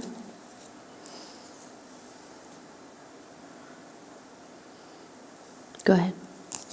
So one question that I had was probably for Dr. Brenner regarding insights as to why out-of-district enrollment has decreased. I believe it's when people externally from out of district complete their open enrollment form, we have to say yes or no based on capacity. So if we have capacity issues already at some of our elementary schools, for example, it's highly likely we're going to say no. We can't ask any other questions about, they're not legal questions, they're not ethical questions. Is your child ML, special ed, IEP? We can't ask those questions. But we can say we simply don't have enough room at a school where you want to go. We can offer, and we've had some people, I would say, who open enroll from a nearby school district who have probably experienced 3 of our elementary schools, 2 of our middle schools, and 1 of our high schools, based on where there was some capacity for them to go. But they just wanted to be in Grand Forks Public Schools, so they didn't mind what elementary, middle, or high school they were attending. The question that I have then is if I'm not to that page, but maybe Rob is on his PowerPoint. It looked like the concern, oh yeah, there it is. The concern is that we're not growing in those areas. So we maybe shouldn't be saying no. I don't know if I asked that question correctly. Well, it just depends on where the ask is. Again, if it's elementary and they want to go to Discovery, Kelly, we just say no. So I would have to dig a little bit further into that, and I'd be happy to provide further commentary in Friday Focus. Well, and that's probably not a hard no. It's just no, not that choice, but we could take you at another school, but then they might decide, right, like, oh, no, I'm not coming in. So it's not necessarily like we're declining them. It's just if they ask for a certain choice. Yeah. My other question is, we'll ask both questions. The other thought that I had was during the public forum, the focus group that I was in, there was concern for the number of feeder schools to Central versus Red River.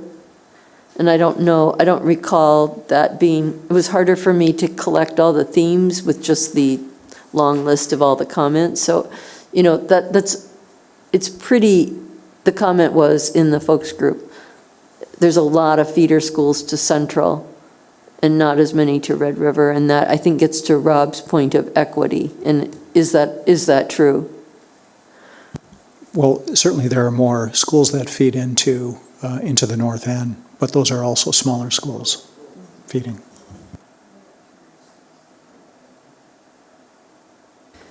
Also, in one of the appendix slides, there was more in-district students living in Red River that open enrolled into Central than there was the other way around.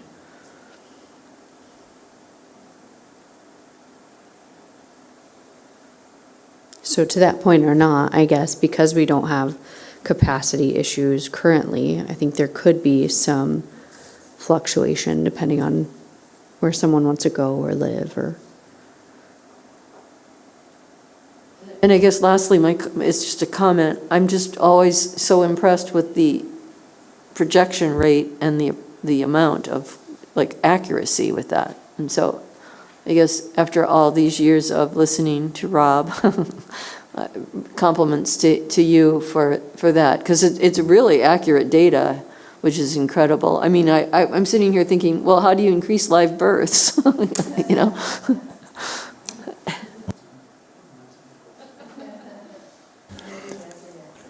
Rob, would you mind talking a little bit about what we're seeing with our new American influx, that population, how that factors into your percents, and even some of the information I shared with you earlier today about one of our major industries bringing more people over from Western Europe? Yeah, good question. If you can't see me since I'm by my other microphone, but I'm smiling from ear to ear because I like to hear that. But before I answer that question, really it also goes back to the city and county staff persons, the information that they're willing to share with us, knowing that we're using it directly and exclusively for how the school district can plan. That's why this works so well. My team's awesome, but the people in your community that share information really make this happen. So to the point of the question of some of the things that are changing with demographics, what we've tried to factor into all of this information, and I'll go back to some other slides to get at changing demographics. And you start to see some of this with how we look at what's happening with enrollments and how does it relate to the housing product, the values, when it's built, knowing that as we bring in different demographics, we likely are going to see different yield rate of kids. And so with this information, with the type of businesses, the type of, what I would say when we go to census data, if I zoom back down to the appendix, or it's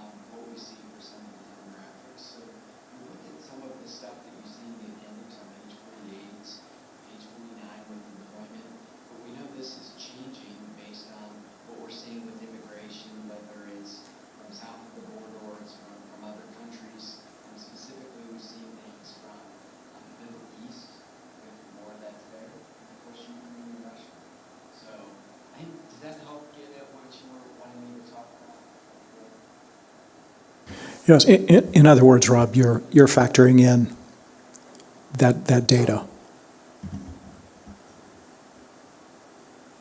For sure, factoring in that population is changing, it's going to be different as we move forward in the future.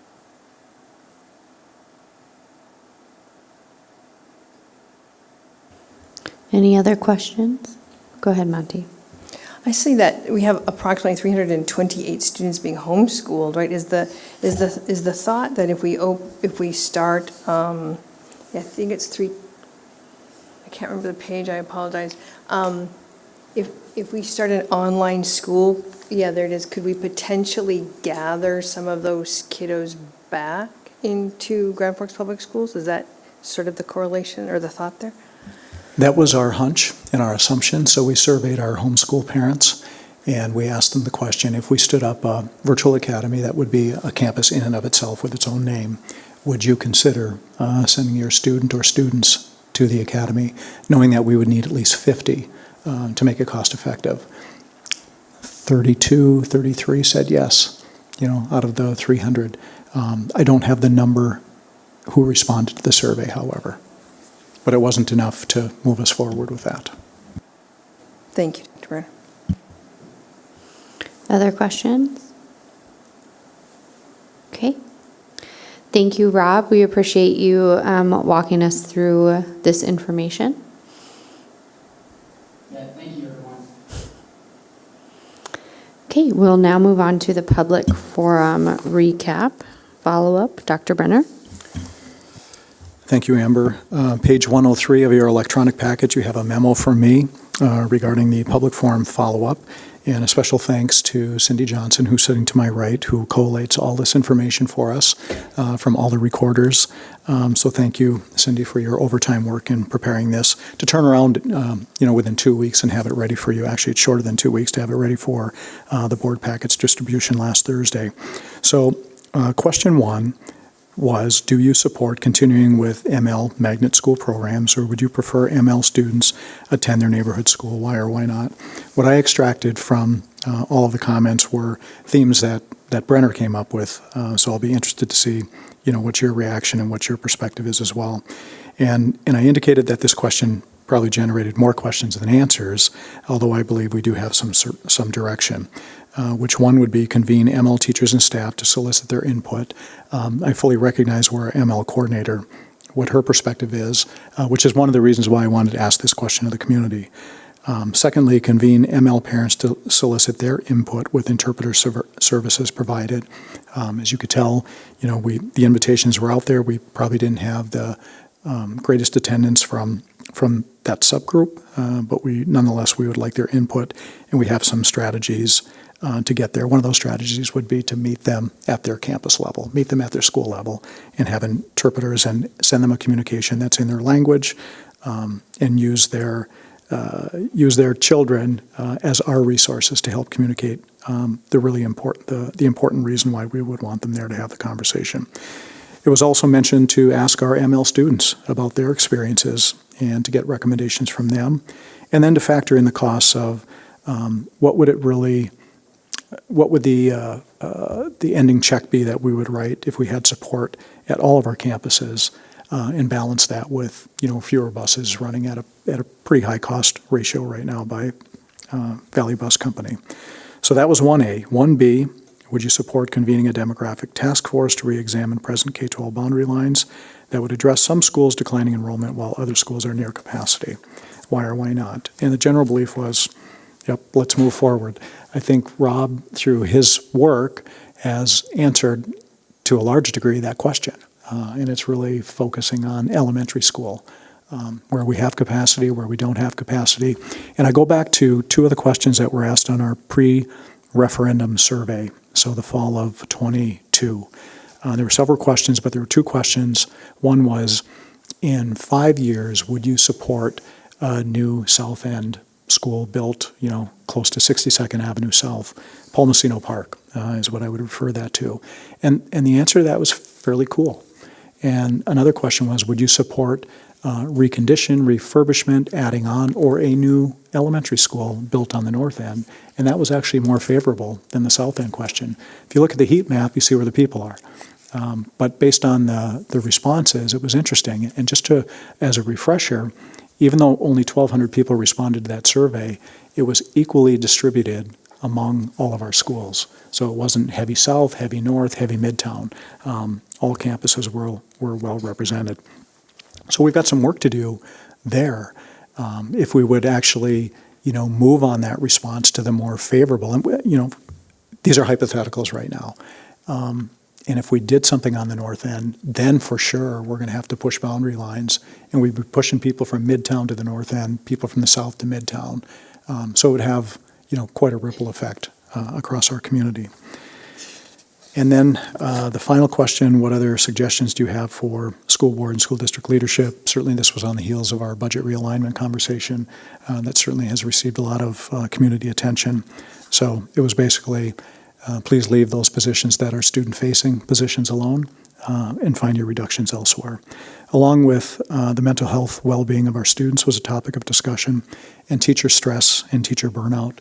And these are not new topics, but they're certainly something we're focusing on through our Vital Network conversation. And then finally, concern about student behavior and student safety received notable attention during discussions, which mirrors concerns brought forward by teachers and principals through a variety of venues. So those were my takeaways, and really interested to hear since you were in the middle of those conversations in your breakout groups. Thank you. Other comments and thoughts?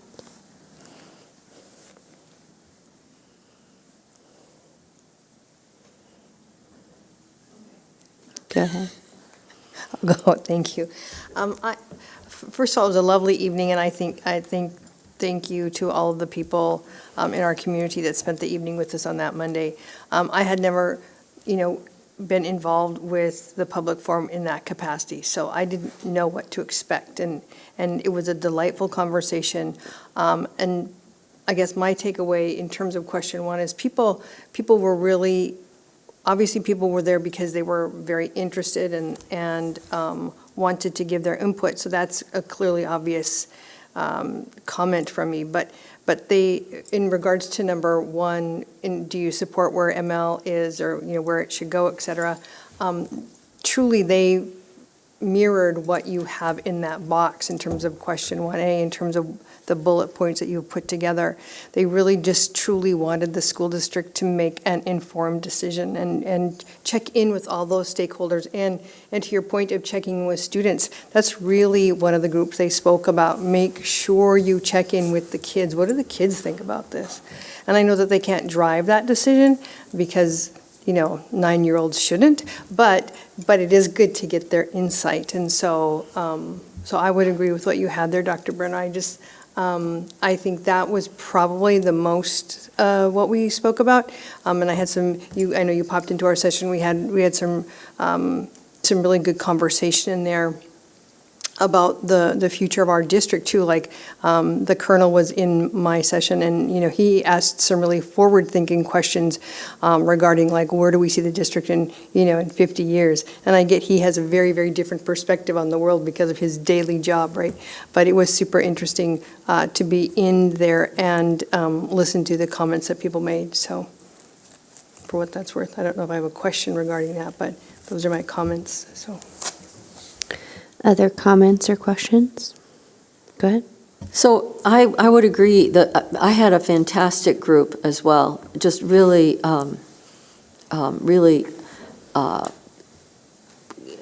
polite, a lot of good listening to one another, invested people in the district, not only for their students, but just the community as a whole. One of the things that I couldn't see, but again, I was, scanning through, is that one of the comments that brought some information or a question out that I did bring Matt Bakke into my session for was, what's the research behind that? And I have done a little bit since the forum on that. And I do think that that's an important factor to consider, like what's best. And from the little bit that I've done, I think it is showing that it's better to spread it out. The question came in well, how do you afford that? Especially with the budget realignment that we had just experienced, and nobody knew what was happening with that really. And so everybody was very cautious about saying, let's do this because it sounds like it's more expensive. But very thoughtful conversation. I did, and I am fully embarrassed that I didn't think of this. We were in Ramadan, so most of the families that I talked to said that we chose the time when they would just be breaking fast. Mm-hmm. And they just couldn't do another, they'd already been fasting for 12 hours. And so that's something I should have thought of. And then also and I did email Dr. Brenner a special invite to some of our families, some of the families that are multilingual. I think would have been beneficial to bring them there because they didn't really understand what it was. So one of the questions that I have too came out of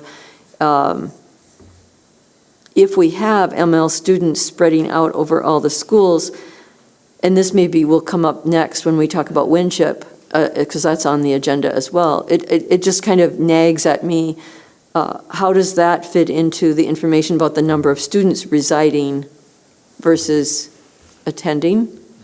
And so, we've been on this conversation for years about Winship.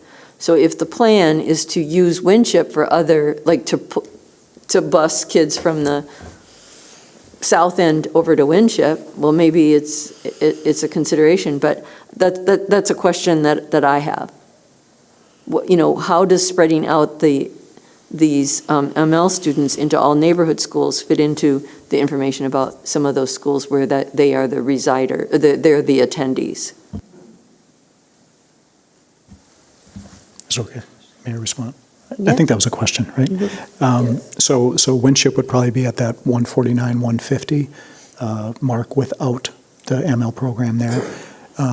Depending on where the populations live, I think we'd see, Century would continue to be stable. I think we'd see an uptick at Viking. We'll see an uptick at Discovery, and we'll see an uptick at Lake Agassiz. Just numbers off the top of my head looking at some previous data. So all of that would have to be factored in. One of the things that, Rob shared with me earlier was you might want to establish what your building plan is in the next 5 to 10 years before you decide to redraw lines. And there's some wisdom in that thinking. Yeah, one of the things that we started talking about in our group was some of the capacity concerns, and we had a teacher from Schrader there, and he was just commenting too about kind of some special ed programs and need for maybe some larger spaces, and so it was sort of like, well, we certainly see ML as a growing population and something to consider, but you also can't think of it because you're moving around these programs without thinking of the special ed program and without thinking of the autism classrooms. And so I think that certainly, if the demographic task force is charged with doing that, I think ML is a piece of consideration, but we should also think of, where are these programs, and are we able to keep certain programs at schools for an extended period of time instead of maybe, do we move it here this year or move it here this year? And I think with that too, I know that some ML families are not just, like refugees, or people might assume that we absorb these families a certain way, but there's also some workforce reasons why they come over, and I think it would be important to have a member of the city, a representative from the city or county or something like that on this task force so they could give that perspective as well. I think, Emma, can I contribute? I think also too to the ML conversation, I think if this is probably clearly obvious too, but depending upon, let's say if you were to determine kiddos need to go to their home schools, then you also need to look at the resources in terms of training more staff, in terms of working properly and helping to the best of their ability with those students too, right? Whereas now I think you probably, right or wrong, that you have concentrated efforts in concentrated staffs. Is that, so I don't know. I'm not saying it's good or it's bad, but I'm just thinking if you change things up, you need to, that needs to be a part of the thought process, I would guess. And you're aware of that, but yeah. Yeah, to that point, exactly. My room had a lot of the same themes, a lot of good conversation, a lot of bouncing back around, good spread of individuals across a teacher, But to Monty's comment there, one of the pieces that did come up was making sure that we're doing what's best for all students, right? So we're making sure that we take into account the feedback from ML students and parents, but then also take into account how that will affect education and what education looks like for other students if we did put them, into a different situation. And does that truly provide them the best education? Balancing act there, I think, a little bit. And so that was a pretty big piece of the conversation in my room, making sure we still continue the same delivery of education, or quality at least, for all students also. And then the other highlight beyond the comment around getting feedback from those groups really in my room was the financial consideration. It was really, how does it look financially? What makes the most sense financially was a really heavy theme across every person in my room that I was in. And then I would say for number 2, an overarching theme 1B, an overarching theme in my room was defining what a neighborhood school is. Overall support, heavy support for a demographic task force and looking at boundary lines and how that all works, and what that all is, and some that were frankly surprised that it hadn't been done for 10 years or more, or maybe changed. But a common theme and comment that was made, and question that was posed was, well, what constitutes, what's the definition of a neighborhood school in the Grand Forks Public Schools? And that it was well received, and the conversation went around, well, it might be different depending on the neighborhood you're in, and so on and so forth. And so, but it came forth as that has to be determined before you can really change boundary lines or whatever it may be, so.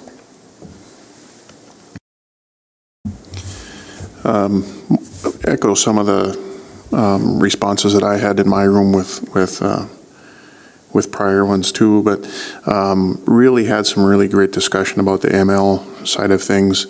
And in our room, we got really, really deep into it, where there's different levels of ML students. And some of the non-ML parents were concerned if you take a level 1 ML and you drop them into a class, what kind of effect that would have with that class of existing students. So they were sort of thinking of a hybrid method, if you will, where you do have a magnet school that maybe takes those level 1 and level 2s, gets them up to that 3, and then they go out to the normal classrooms, I guess.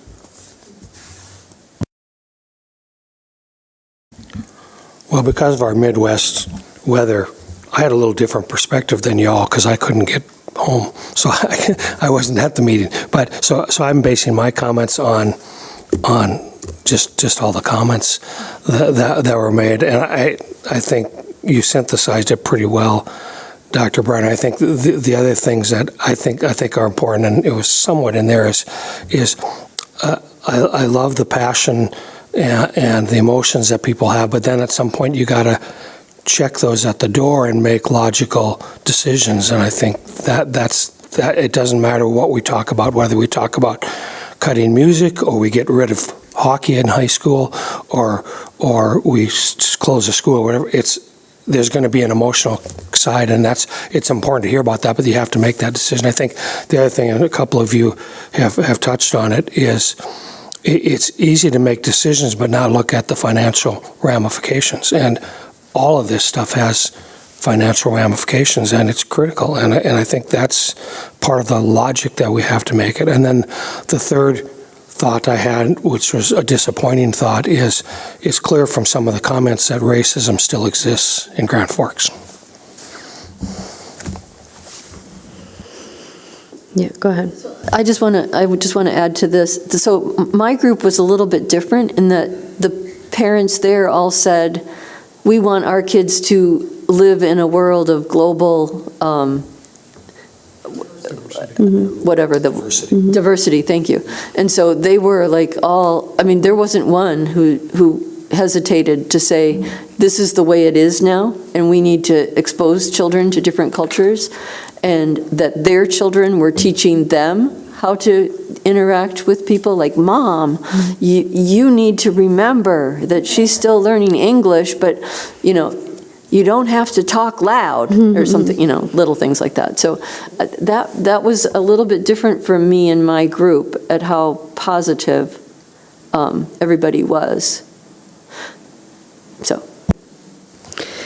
I think it really speaks to the resources available, and I think it goes back to, certainly what Dr. Lund said is, we have a plan for some things, and I think part of the reason why the board had set the 15% goal financially in reserves is because when we had those conversations about the guiding change document over multiple sessions, part of it was we need to have a savings of funds dedicated to when things come up or when initiatives happen. And if, we're having an influx of more ML students. So in my group, there was 3 ML teachers who said, our numbers are far exceeding what we planned for, and we're just trying to get by with some students depending on their level, right? And so, part of that goal and why we set it was because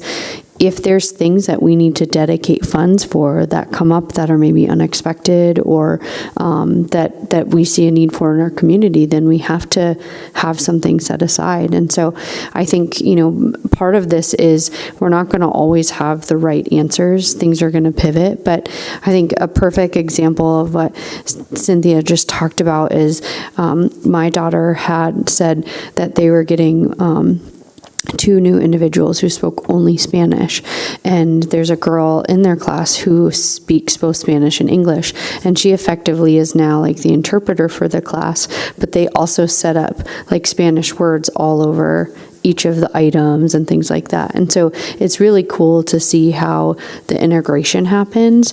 But I think, to others' points, I think we, parents are always looking at the best interests of their students and their kids' experience. And so some of it is just us educating what the integration of the magnet schools would be like in the school district and things like that. So I think I appreciate also having a lot of the raw comments in here, both some really great comments, both some comments that maybe shed light on certain negative experiences, but I appreciate us not sugarcoating anything, and the recorders did a really good job. Dr. Brenner, I would just ask, is this follow-up, maybe not your memo portion, but could we post the follow-up kind of recap on the website so people could access that as well? Thank you. Any other last questions or comments on the public forum follow-up? Go ahead, Matt. I guess I would just say thank you to the current ML teachers that we have. I can't imagine, I know South was the school prior to Winship, right, to present, and one of the ML teachers was here, and I just think they're making amazing things happen every day because they are getting new students and they don't know they're coming potentially. And so just hats off to the people that are currently working with ML students every day. And I'm sure they are in awe of the students and what they have gone through to be where they're at today. So So I would just like to offer that up. Thanks. Yeah, go ahead. I'd just like to add some final comments. This comes up every other year really quickly, and some of the planning that needs to be done is, it's a heavy lift, and Cindy does a lot of the heavy lifting to get all of this ready, to make sure we have all of our principals communicating and getting commitments from parents, community members, people who live in their neighborhood, however they reach out to those individuals. But what I will say, when all is said and done, and when people from the community are leaving, and some are new to this process, I get energized, because they've been in other school districts, they've been in other states, they've never had interfacing opportunities with board members, with leadership. They've never had, 2 packets of information that really highlights what the district is doing, what the district's doing well, and some of the areas where we need growth. So I do feel good when the night is over and we take that deep breath and then we read through everything, and it helps give us some direction. And so I'll just extend this one comment further. I've been in touch with Dr. Jeff Schatz, who led us through our strategic planning process last time in 2020. 2025 is coming up. That's when the plan sunsets. And he and I have a conference call here coming up in the next week and a half, and we'll start calendaring out how the work will be done, how a committee will be, pulled together. And we want to make sure that a final strategic plan is done by January of 2025, and this information would be incorporated into that work. So some of the themes might change, or some of the objectives within those themes might be really pointed and really specific about what came out of the public forum. So publicly thank all of you. I want to thank all of you for your role in being a group facilitator and keeping that conversation moving along and making sure that everybody had an equal voice. Thank you for that. Thank you. Go ahead. Just one other quick question, or quick comment. I want to thank you as superintendent. I also want to thank the last 3 superintendents who started doing this process where we had public forums well before it was state law. All the way back to Dr. Sanford, we were doing these, and Cynthia and I have been around since most of the trees were saplings in Grand Forks. This is not a 3-minute public forum during a school board meeting, which some school districts do. It takes a lot of work and effort, as Dr. Brenner said, but it's a process that we've thought, we collectively, not just the school board, but I mean administration, everybody thinks it's an important process, and I think people need to realize that it happens because of that. It could be a 3-minute presentation at a school board meeting, but we've chosen it to be something important and worthwhile. So kudos to you, Dr. Brenner, and your predecessors and your teams. Thank you. All right, we're moving on to the consent agenda. Do I have a motion for approval? Move approval. Second. Motion by Dr. Lund, second by Dr. Schab. Roll call vote?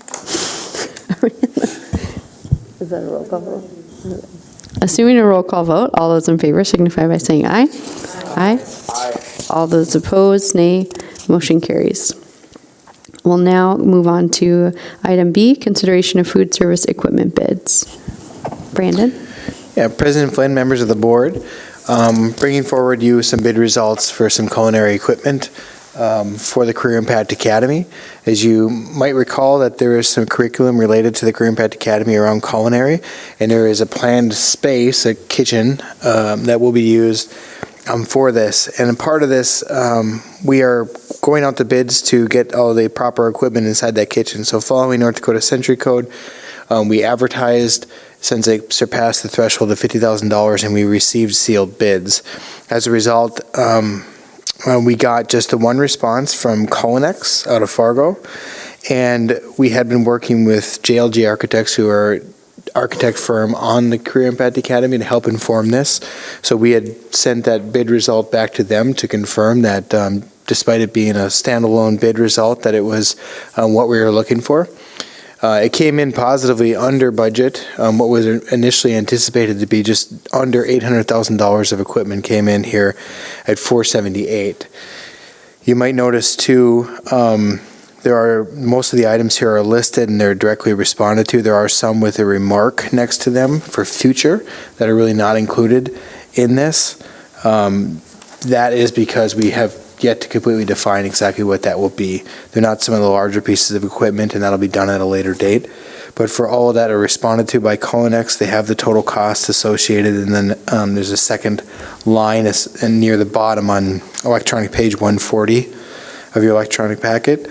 There's an installation and freight cost associated. So together with the equipment cost and the installation and freight cost, it comes to $478,147. We are seeking, and I say we because I'm joined here by our CTE Director, Eric Ripley, and the audience here is happy to help answer any questions more broadly about the project or even this process.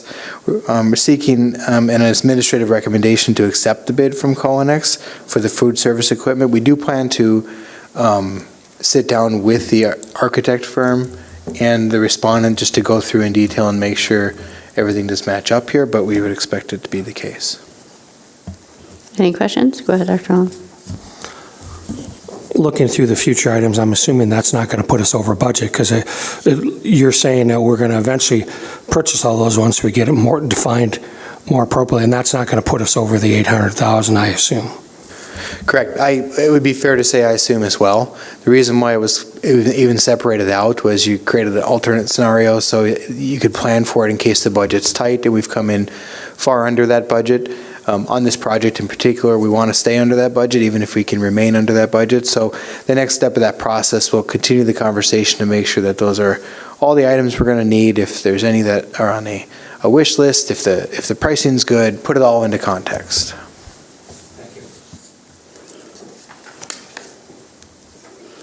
Okay.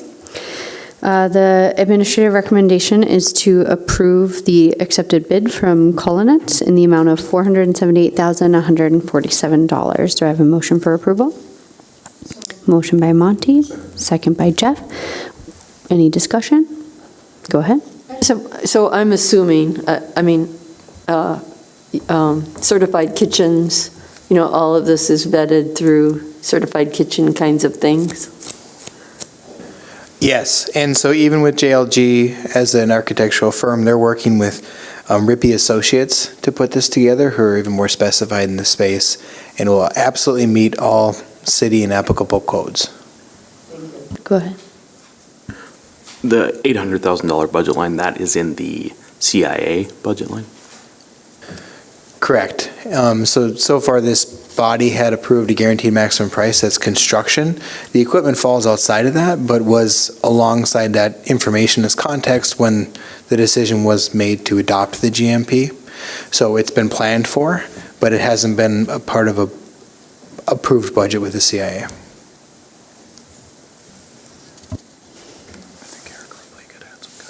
Go ahead.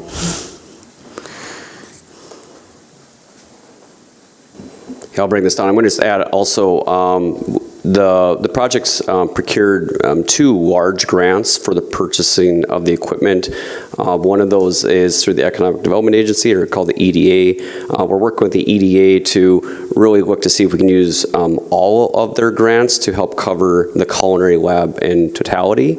We originally submitted that application multiple years ago.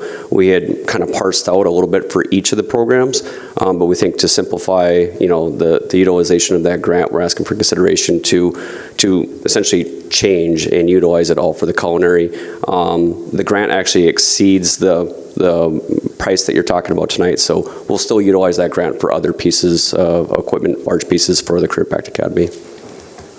But it could be such that we get some or all of it reimbursed. Right now, the intention would be is that EDA grant covers 100% of what this culinary approval would be. The grant was approved for $580,000. Okay. So. Thank you. Okay, we'll take a roll call vote, please. Schab? Yes. Berger? Yes. Gockler? Yes. Manley? Yes. Lunn? Yes. Anderson? Yes. Larson and Palmasino absent. Flynn? Yes. 7 yes, 0 no, 2 absent. Motion carries. Thank you. We'll now move on to the selection of real estate agency for building trades project houses. Brandon? Yeah, President Flynn, members of the board, you might recall that, again, with Eric Ripley here is timely in that, as in his role as the director of CTE, he helps foster a project each and every year where students build a residential building, a house, and that's sold off. Currently, we're in the situation where we actually have two of these homes. One's just being completed now, and the other has been completed, that do need to be sold off. They've been constructed on two different addresses on the parcels, and we are in need of a real estate agent or an agency to help us sell those buildings. In the past, we have done this a couple of different ways, as noted here in the memo on electronic page 141, that we've utilized a single real estate agency to assist in that district in the listing and the selling process, and we've also gone through a process working through the board of real estate agents that we would use a non-exclusive agency listing process.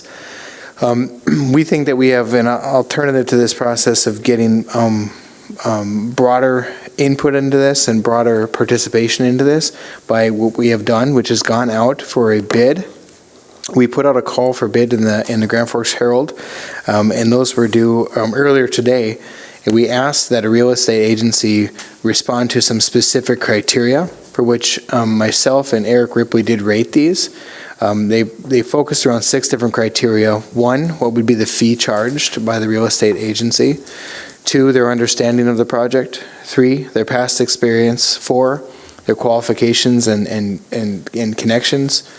5 would be the references or reputation, and then 6 is their availability for the work ahead.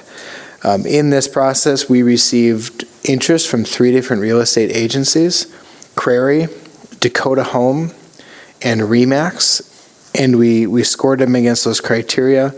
And in the end here, Remax had the highest collective point from both of these. I had set at your table side the matrix, the characteristics I just explained for the audience online, because it was done just today before or after the board packet had gone out. So with this, administrative recommendation would be to approve Remax as the agency to list both of the homes, the one on 3071 44 Avenue South and 3085 44 Avenue South, to get those homes sold. If there's any questions, I'm sure Eric would be happy to answer them. Any questions? Go ahead. Does the recent lawsuit settlement about buyers and sellers, does that affect any of this at all? No. Why then? I can take that. Please. The lawsuit is largely centered around sellers not understanding that fees are negotiable. So basically, any agency now should over-communicate their fee in multiple different ways and make it known that fees are negotiable. So a process like this almost makes it more communicative because that's one of the classifications in the rubric. So that's largely where it stems from. Thank you.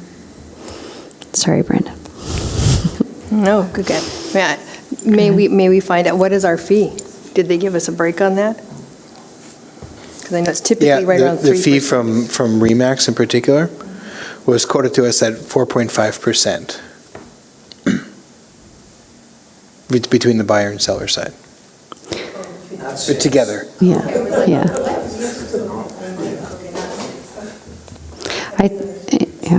I think that also shows, I think that all 3 of them are probably close to that, but I think it shows that the dedication for knowing that this project was a school district project. So sort of maybe a reduction in what a firm might usually charge, I think is a positive nod to having community partners that would realize that this money is going directly back to the school district. So, yeah. That's what I was hoping to hear. Thank you very much. So when you first said that, I was like, whoa, that's our portion? So I misunderstood. So no, thank you for pointing that out. I'm glad that they're thinking of us as a community partner. So that's lovely to hear. Thank you. Go ahead. I move approval as outlined. Okay. Is there a second? Motion by Dr. Lund, second by Josh. Is there any further discussion? We will take a roll call vote. Anderson? Yes. Gockler? Yes. Lund, Yes. Berger, Yes. Manley, Yes. Shab, Yes. Larson and Palmasino absent, Flynn, Yes. 7 yes, 0 no, 2 absent. Motion carries. We'll now move on to consideration of use of building fund for roof restoration and authorization to submit school construction approval requests and school facility plan. Brandon? Yes, members of the board, largely this item will be presented to you by our B&G director, Jonathan Elwine. He's been doing a lot of work on assessing the health of our roofs across the district and what we should be doing about that. I'll just say, prior to that is obviously it's an important endeavor to maintain the quality of our buildings, and it has been identified as a need is looking at roofs. Earlier when we as a board discussed what the priorities of the May 16th question should be, the referendum to the people, there was some consideration as to whether or not there should be dollars asked for related to roofs, and this body did not include that. In part, my memory recollects that it's due because just prior in September 2021, the people voted to increase the building fund for that purpose. And so since Jonathan's come on board and provided a good assessment of where we're at, we're as an administration suggesting some next steps in that path of using building fund dollars to keep our roofs in repair. So with that, I'll let Jonathan kind of walk through the item here, and I'll do my part too as far as the finances of the building fund goes before we wrap it up. All right, thank you, Brandon. Essentially, what we're looking at doing is doing the roofs at 3 schools this summer. We are surveying 5 schools a year using infrared technology to determine the quality and the problem spots in our roofs. So we've determined that Ben Franklin, Phoenix, and Red River are at this point are most in need. I'm sorry, I have the numbers in front of me here. And we're looking at a project of approximately $1.4 million. We're doing this through a little bit of a unique process. We're working with WTI Tremco through cooperative purchasing. That's been a newly passed thing through the state where we're able to use cooperative contracts and we're directly purchasing the roofing system. That saves us on upcharge, that saves us on tax, and that saves us on freight, and they also give us a discount. So essentially what we did is we mapped out, the project documents are in your board packet. We mapped out the areas that are most in need, and we are going to purchase what's needed for those specific spaces. And then we sent that out for bid. We received 1 bid from Tech to America, and we determined that it was a reasonable and good bid. So the administrative recommendation is to accept it. I guess I would open for any questions at this point before I move on to the next portion. Comment, and you can answer it if you want to. I mean, the reason we do bids is we want competitive things. So we've got 2 things tonight that we had 1 bidder. Is it just because of the uniqueness of these bids that not a lot of people do this, or are our companies too busy, or is there a reason why we only had 1 bid for kitchen stuff and 1 bid for this that we need to be concerned about, I guess? Oh, well, I'll just offer my thought here too, is that, we really want the bid in number, obviously, for that point. So normally we will put it in the paper, which is the minimum requirement, but we will go beyond that, and we will reach out to companies just as soon as that information is made public and offer them all the same amount of information, but encourage them all to provide us with their bid.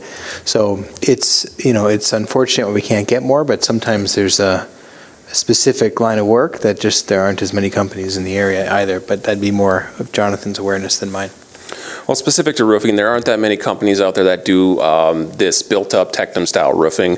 I did receive some inquiries from other companies. I think there were 3 inquiries I received, but we only ended up receiving 1 bid, unfortunately. But we got a number that we thought was actually quite good, considering what we were budgeting for. So we were happy with that bid.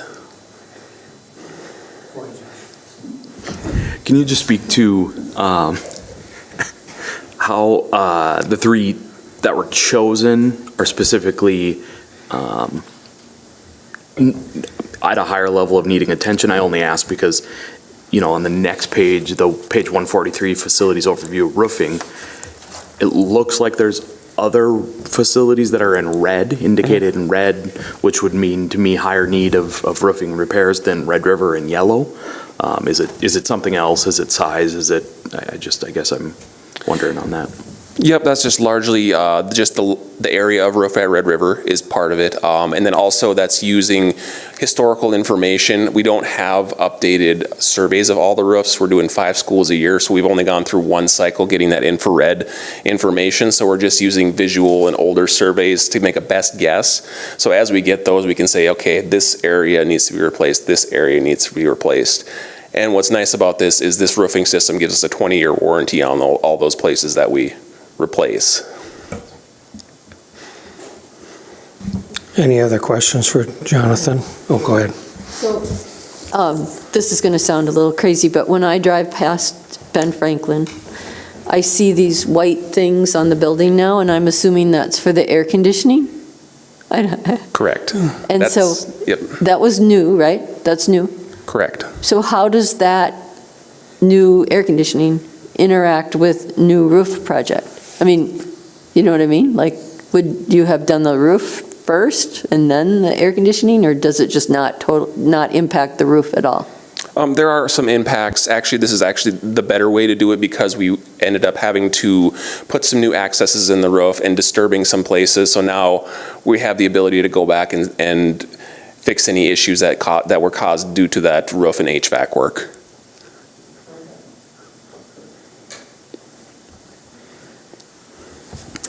Any other questions for Jonathan or Brandon?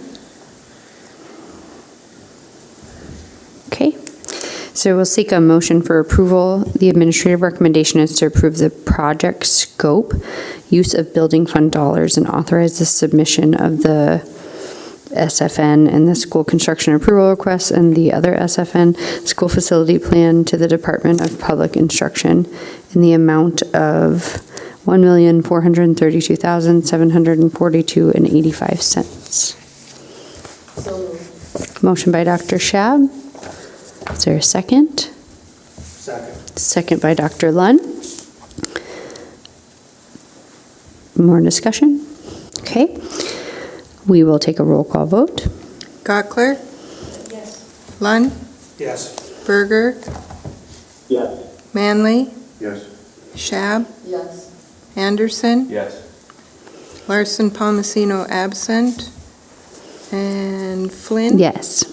7 yes, 0 no, 2 absent. Motion carries. We'll now move on to the consideration of use of building fund for envelope restoration and authorization to submit school construction approval request and school facility plan. Brandon? I guess I'll just take it from here. It's more of the same. We're looking at fixing the exterior of Winship. It's made of a wood fiber press board. We've had some water issues, as you can see in your board packet from the facilities overview, that there's some holes. We have some issues with the bottom of the building where we have wet insulation. So we're looking at essentially replacing all the wet insulation. We'd like to do the windows. That's kind of TBD depending on the availability of glazing, and then replacing that with a fiber cement panel, as well as extending the soffits on top of the brick down to the brick to push the water outward, and that will also be a fiber cement product. I have some elevation drawings in your board packet that you can look at that kind of give you an overview of what we're looking at doing. The cost is approximately this. We haven't put it out for bids. This is just our SD cost, approximately $406,000 at this point. Be happy to take any questions. Any questions? Go ahead. No questions, just a comment. I'm in support of this, but I do think we need to look at what's our 5, 10, 15-year plan, because I hate to, none of us would really want to sink a ton of money into our house and then 3 years later, tear it down to build a new house. And I'm not suggesting anything's going to be done, but I think it does behoove us as a district and a board to kind of have a long-range plan in place. But I'm in favor of this. Go ahead. So I feel the same way, but he said it better. Dr. Lund said it better. I just worry that we've been here before, we've talked about the school. I mean, I know it needs to be done. They have had rodents getting in, which wasn't mentioned, but I know that for a fact. And, I mean, I've looked at it, I can't remember how many years ago I looked at it with concerns, at least 2. And so I think my record is clear. I had really wanted a K through 5 and a 6 through 8 new school for the North End, and then we wouldn't be having this discussion. And I will stand on that record of that's what I had preferred, rather than to spend $406,000 now, but that doesn't address the smallness of the building, it doesn't address the electrical concerns, it doesn't address some of the storage concerns that we've got there, and just adequate learning spaces for 21st century learning. So I am a little bit on the fence on this one. Do you want to comment on any of those comments? Dr. Bernard, do you want to take any of?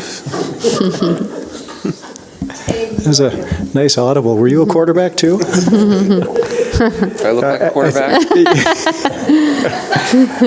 Well, if you were a lineman, you're not protecting me right now. Dr. Shab's, questions are fair. They really are. This building has needed attention for quite some time, and before I became superintendent, I think it was a year, maybe 2 years before, their chiller system went out, and we invested well over $1 million into that building for air conditioning. So I think this would supplement that. Whatever happens in the future, I think making an investment now, dividends would return in one way or another. I'll just leave it at that. My perspective on this is, given our current build timelines and the work that it took to do a referendum and votes and things like that, I think any decision that we make almost feels like it would be 5 years out anyways. And I'm actually surprised that your recommendation is $446,000. I thought it was going to be higher. I mean, what I know about residential MDF hardboard siding, and they don't really make it anymore, and just the even thinking about what it costs to re-side a new house. I mean, you're looking at multiple tens of thousands of dollars. And so to do a large building like this, I thought it was going to be more. And I think it will help buy some time. I think in general, if we're being transparent about, well, what do we do with the school? I mean, the school's on a full block, and so I don't know that even, it's a west situation. So I think investing in the school now, whether it be we decide to hold on to it long term or something happens in the future, there's really no plans for it other than we have it right now. And so I think to prevent, things for our students that are going into those buildings, I support this project as an investment. So go ahead. Just one clarification. We're just asking for the board to approve that last statement, the scope of project. Hasn't even been bid We're not yet. approving a bid. That would go out to bids and then come back for board approval. Yeah. Correct? Yes. Correct. Josh? That was my question. Now, so total expected cost is $446,968. Is that what we're expecting? That's estimate for bids? Correct. Okay. And I will just echo what President Flynn had said. This is really just an investment in our asset. If we would decide not to do anything, we're looking at a deterioration of an asset, regardless of what happens to this building in 10 years. It's something that we have right now that we need to invest in to keep it in good working condition. Dr. Shab. You don't have any plans, you don't have a crystal ball as to when you would change the ML plan, correct?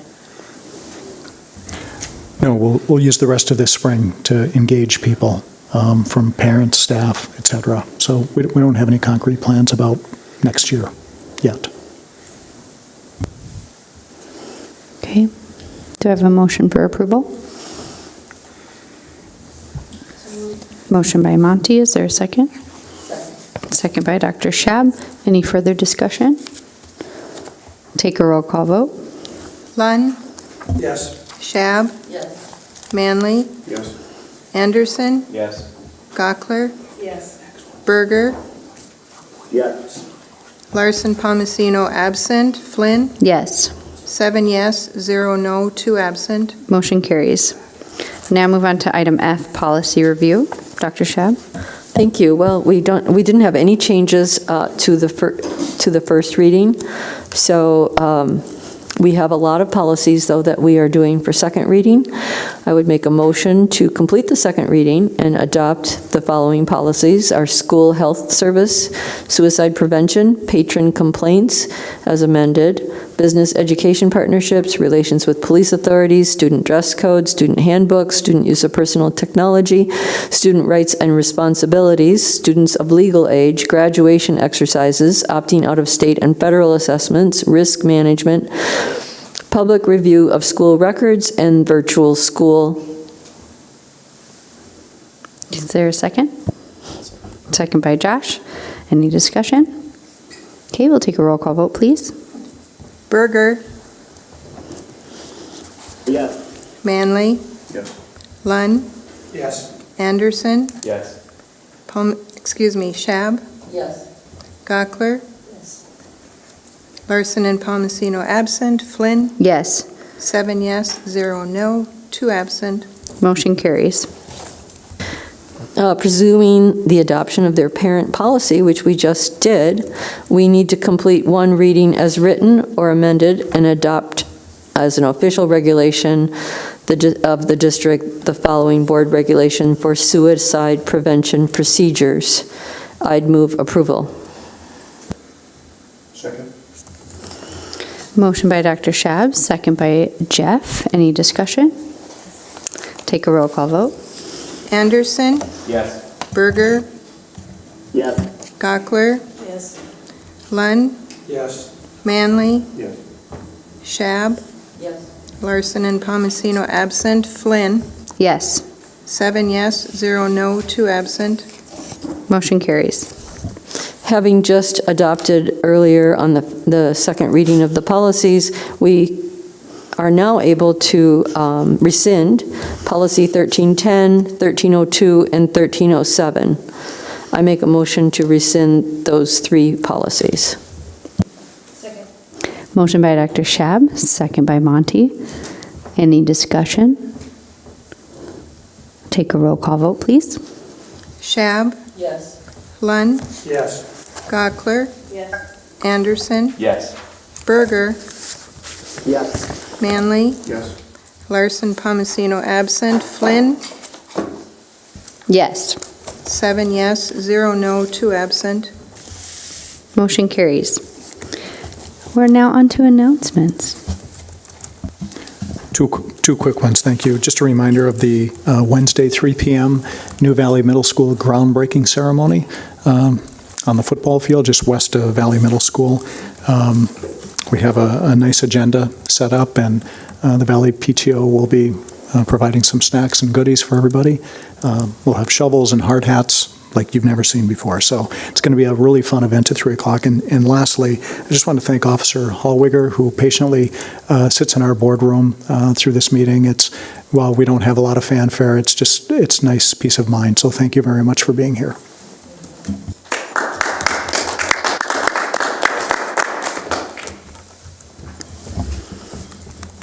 Brandon, do we have any school board candidates? Yes, we do, and I think our other attendee in the audience might tell you more about it tonight, or it's been already in the paper, I think, that there have been 6 candidates announced for the 4 open spots. Okay, thank you.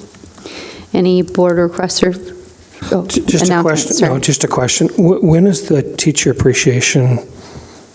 April 24th. April 24th. Is that a Wednesday? Okay. Yes. Thank you. Okay. Board requests for future consideration? Okay, hearing none. I think we did great for our school board meeting norms. We made up some time. Thank you, everyone. We are now adjourned. Once on this island, is that where